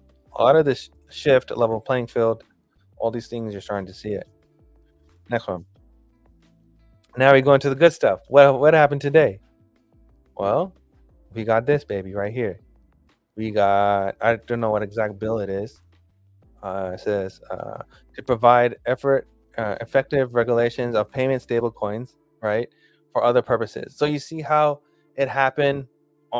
All this was planned way before, and just now we're getting regulations again because of the timeline I presented to you with Citibank. It's like it's all clockwork. Loomis herself and Gillibrand introduced, following which retry blah blah blah to provide the effectiveness of regulation of payment stable coins and for other purposes to be enacted by Senate of House of Representatives of the United States in Congress. Everything ends in Congress. This act may be cited as the Loomis Gillibrand Payment Stablecoin Act. And say in this act, algorithmic payment stablecoins. The term algorithmic payment stablecoins means a crypto asset that is represented by the issue or is otherwise designed to create reasonable expectations that crypto assets will maintain a stable value relative to the value of a fixed amount of US dollars, and relies on use of algorithmic adjustments uh, uh, relies on the use of algorithm that adjust the supply of crypto assets in response to the change in market's demand for the crypto assets to maintain the expectations that crypto assets will maintain a stable value. One-to-one is very important. Applicable payment stablecoin regulator. The term applicable payment stablecoin regulator means with the respect to a payment stablecoin issuer, in this case, a depositor institution that issues a payment stablecoin under the section consistent with Section 11, the comptroller or state bank supervisor as applicable, I can't fucking talk, or the board. In case of state non-depository trust company that the issuer that issues a payment stablecoin under Section 6, applicable state bank supervisor and the board acted jointly, the Bank Secrecy Act. So we got to be regulated, guys. A lot of this stuff is happening in real time. Next bill. This bill, HR 4766, to provide regulation of payment stablecoins for other purposes. Again, to be active, have representatives in Congress assembled. This act may be cited as a clarity for payment stablecoins Act of 2023. Bank Secrecy Act, chapter digital assets. Okay, it says the term digital assets means any digital representation of value that is recorded on a cryptographically secured distributed ledger. Monetary value. The term monetary value means a national currency or deposits dominated in national currency. Ripple stablecoin. All right, next one. This one is S3571. To require a member bank to maintain pass-through digital dollar wallets to a certain person for other purposes. In the Senate of the United States, this is March 2020. Remember the it's funny how the paper that I read and is matching up with the date. Isn't that funny? Mr. Brown introduced the following bill to require member banks to maintain a pass-through digital dollar wallet for certain person and for other persons. Again, act in Congress. This act may be cited as a Banking for All Act. In this act, it says the digital dollar. Digital dollars. The term digital dollars means dollar balances consisting of digital ledger entries recorded and as liabilities in the account of any Federal Reserve Bank. Digital dollar wallets. The term digital dollar wallets means a digital wallet or account maintained by the Federal Reserve Bank on behalf of any person for the purpose of holding digital dollars balances. Member banks. The term member bank means any national bank, state bank or trust company which has become a member of one of the Federal Reserve's becomes members of one of the Federal Reserve's banks created by the Federal Reserve Act. Pass-through dollar wallets. The term pass-through dollar wallets means a digital wallet or account maintained by a member bank on behalf of any person, entitling that person to a pro rata share of pooled reserve balances that the member bank maintains at a Federal Reserve Bank. And it keeps going on, so you guys get the point. Regulations are here. Next one. This one is 2000. So March 22nd, 2018. Again with the 22. To define the dollar, the fixed weight of gold. Again, House of Congress. This was what was this bill called again? define a fixed weight of gold. Congress finds the following. The United States dollar has lost 30% of purchasing power since 2000, and 96% of its purchasing power since the end of the gold standard in 1913. Under the Federal Reserve's 2% inflation obligation, the dollar loses half of its purchasing power every generation, or 35 years. American families need long-term price stability to meet their household spending needs and save money and plan for retirement. The Federal Reserve policy, long-term inflation, has made American manufacturing competitive, raising the cost of United States manufactured goods by more than 40% since 2000, compared to less than 20% in Germany and France. Between 2000 and 2010, United States manufacturing employees shrunk by 1/3, holding and steady of 30 years, nearly 20 million jobs. American economy needs a stable dollar, fixed exchange rate, and supply controlled by a market government. The gold standard puts control of the money supply with the market instead of the Federal Reserve. Now, this goes back to the bonar when we first started the whole stream. See how it's coming full blown around? It's a full circle. We went from talking about the bonar and the SDR from the paper from 1943 to where we are today. Isn't that some shit? That's what I'm saying. If you don't understand history, you'll never understand what the hell's going on. The American economy needs a stable dollar, fixed exchange rate, and money supply controlled by market, not the government. The gold standard puts control of the money supply with the market instead of the Federal Reserve. The gold standard means the legal tender defined by and convertible into a certain quality of gold. Under the gold standard through 1913, United States economy grew at an annual average of 4%, 1/3 larger than the growth rate since then and twice since 2000. The International Gold Exchange Standard, 1914 to 1971, did not provide the United States dollar convertibility into gold, and therefore helped cause the Great Depression and stagflation. Damn. The Federal Reserve's trickle-down policy of expanding the money supply with no demand for it has enriched the owners of financial assets, but endangered the jobs, wages, and savings of blue-collar workers. Restoring America's middle-class prosperity requires change in monetary policy authority to Congress in Article 1, Section 8 of Clause 5 of the Constitution. Let's fucking go!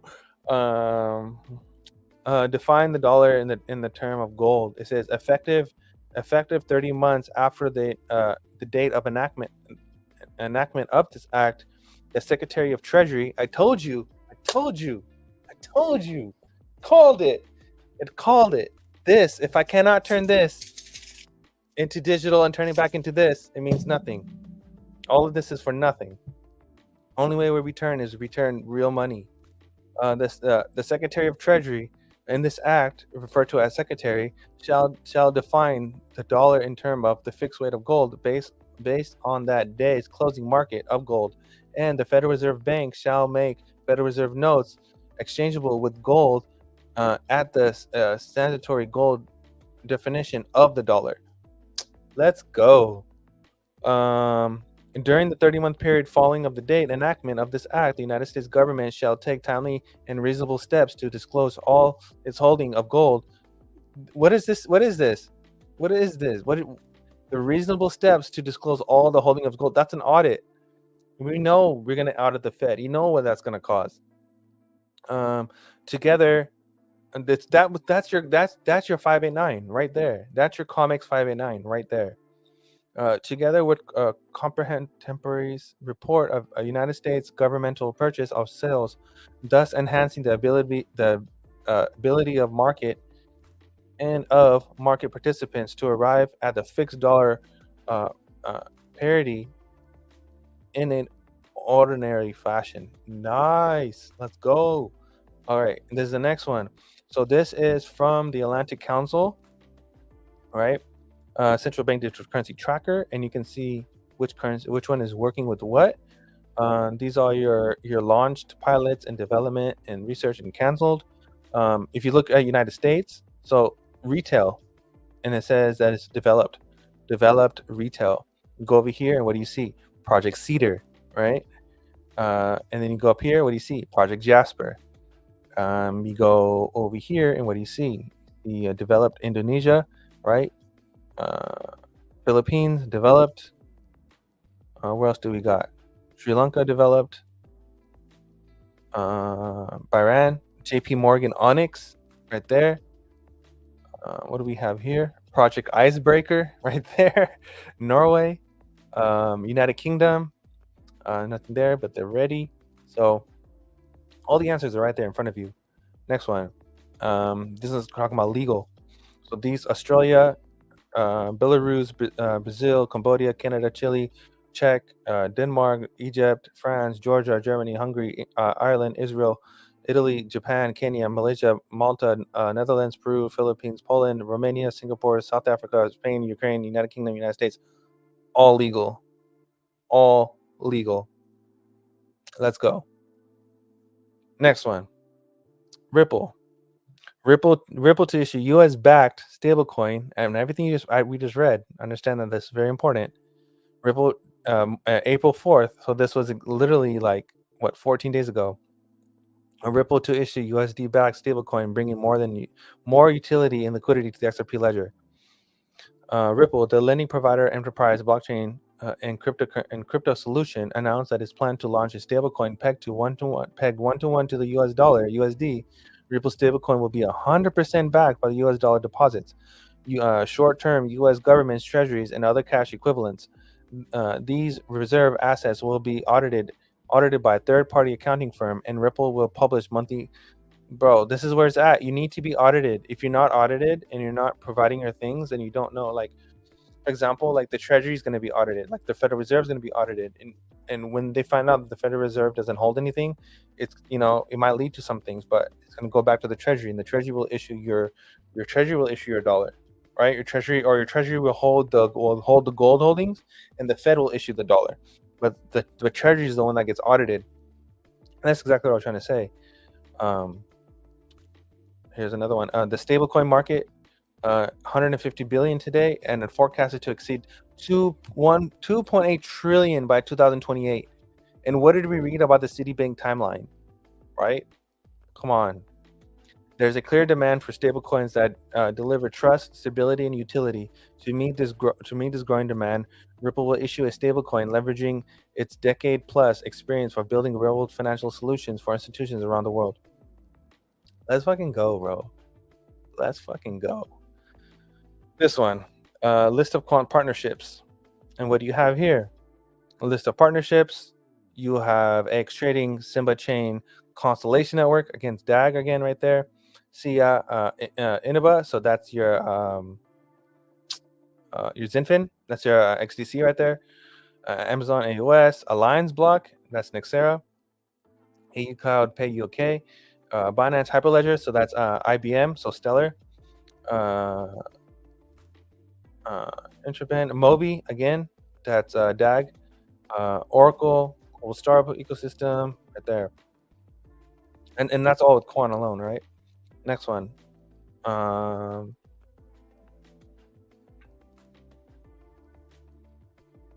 you this is going to be juicy, guys. I wasn't kidding. Let's just find out why Quant's Overledger is an industry-leading end-to-end interoperability solution. So this is going more into quant, right? Interoperability node, right there. Something I wanted to read something from. I forgot what it was. But yeah, there you go. Accenture and Fuji first proposed a solution to establish a trusted interoperability node. And Accenture is what? Ripple, right? So Accenture basically has a node on Overledger, and that's how that becomes interoperable. Next one. This one is April 2024. This is very recent, and this was for the unified ledger, I believe. Yeah. So finance internet, right? Finternet, um, the financial system of the future. This paper lays out a vision for financial.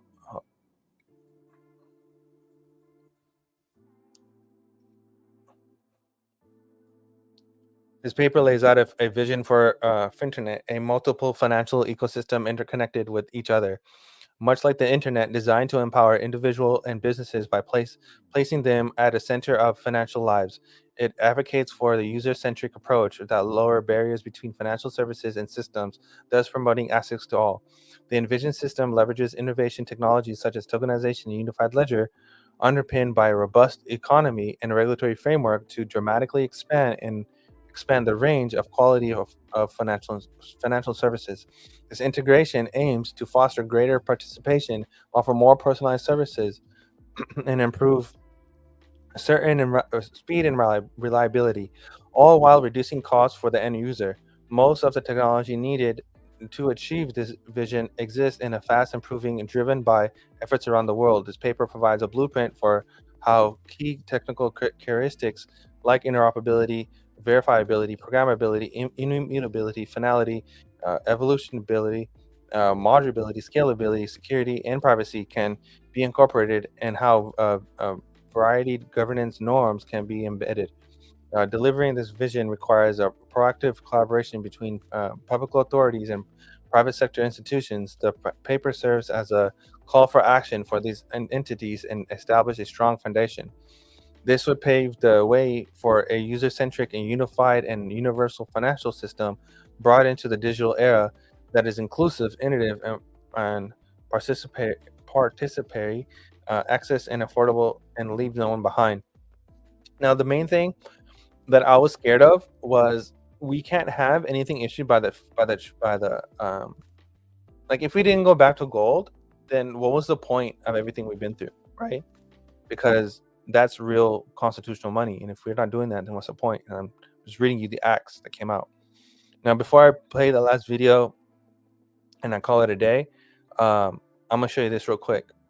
Stellar for CBDCs. This is the white paper.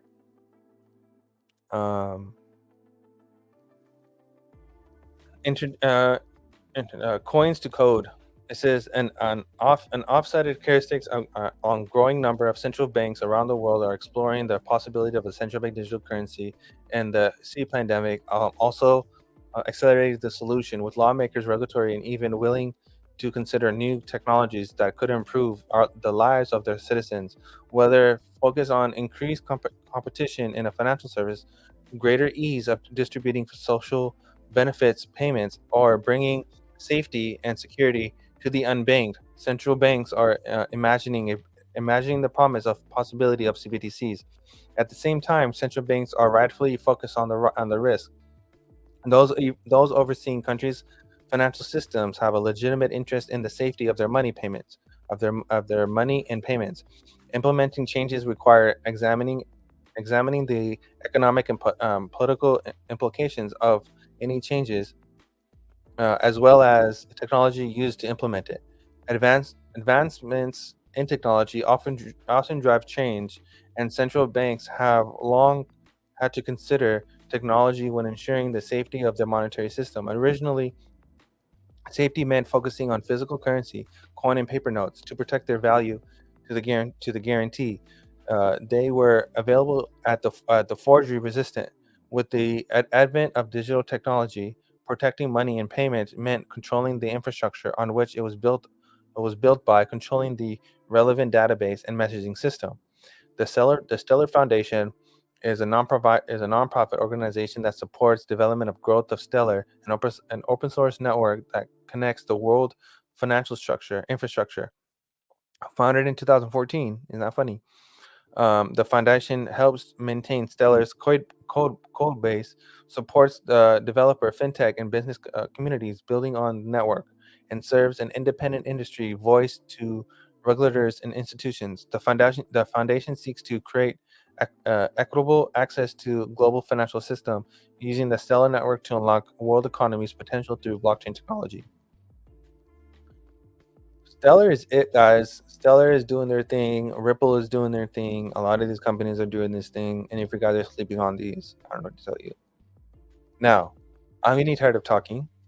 I told you guys everything, and I'm going to break this out with one last thing. In the Atlantic Council, they are working on a Bretton Woods 2.0 project. If you don't understand how big this is huge, right? Now, think about the gold bills, think about the Verdun, think about the SDR, think about everything that we just read for the past 3 hours. We went through every single little thing, and it all comes down to this. So, pause this, make this bigger, and we'll play this. Over 75 years ago, representatives from 44 nations gathered in Bretton Woods, New Hampshire, to build a new global financial system. Their idea was to develop something that could deliver peace and prosperity all across the world and prevent another calamity like World War II. On the bedrock of genuine international cooperation. By and large, that system worked. It lifted billions out of poverty over generations. But more than 75 years later, we have to recognize the global economy has changed. The rise of financial technology, cross-border flows, multinational corporations. All of these things question these institutions that were built over 75 years ago. The IMF, the World Bank, and yes, the World Trade Organization. Are they still fit for purpose? How should they be reformed, rejuvenated, reimagined for a new global economy? That's the mission of our work at the Geoeconomics Center at the Atlantic Council. Bretton Woods 2.0 project is organized around 4 main pillars. The first pillar is about governance and parallel institutions. Over the past 75 years, global economy has gone through major transformations, but Bretton Woods institutions remain heavily Western-dominated and hugely undemocratic. For example, an average citizen residing in G7 economies has 22 times more voting power in World Bank's IBRD than a person residing in South Asia region. The second pillar is about macrocritical global trends. These trends have been challenging the capacity of Bretton Woods institutions to deliver on their mandates. Natural disasters is a case in point, the frequency of which has increased by 7 times over the past 5 decades. The third pillar is on future of money and fintech. Right now, 105 countries representing more than 95% of the global economy are considering a central bank digital currency. The absence of a global standard-setting body and governing agency that overlooks the development of CBDCs can create serious challenges for future of financial stability, interoperability, and international payment systems. The fourth pillar is about the role of non-state and quasi-state actors in global economic governance. For example, pension funds and various retirement saving vehicles have nearly $60 trillion in assets. With their long-term investment horizons, these assets are well positioned to be utilized to bridge the global infrastructure gap.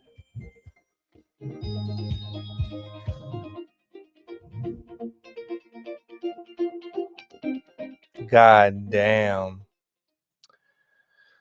All right. I don't know if that made you bullish. Did it not make you bullish? I hope you understand how everything works. I hope it got rid of any confusion that's been going on. I'm just here providing you information. I'm trying to clear things out, and I hope this helps. So I'm about to go to sleep. Thank you guys for watching, and I'll see you next time. Later, glitches.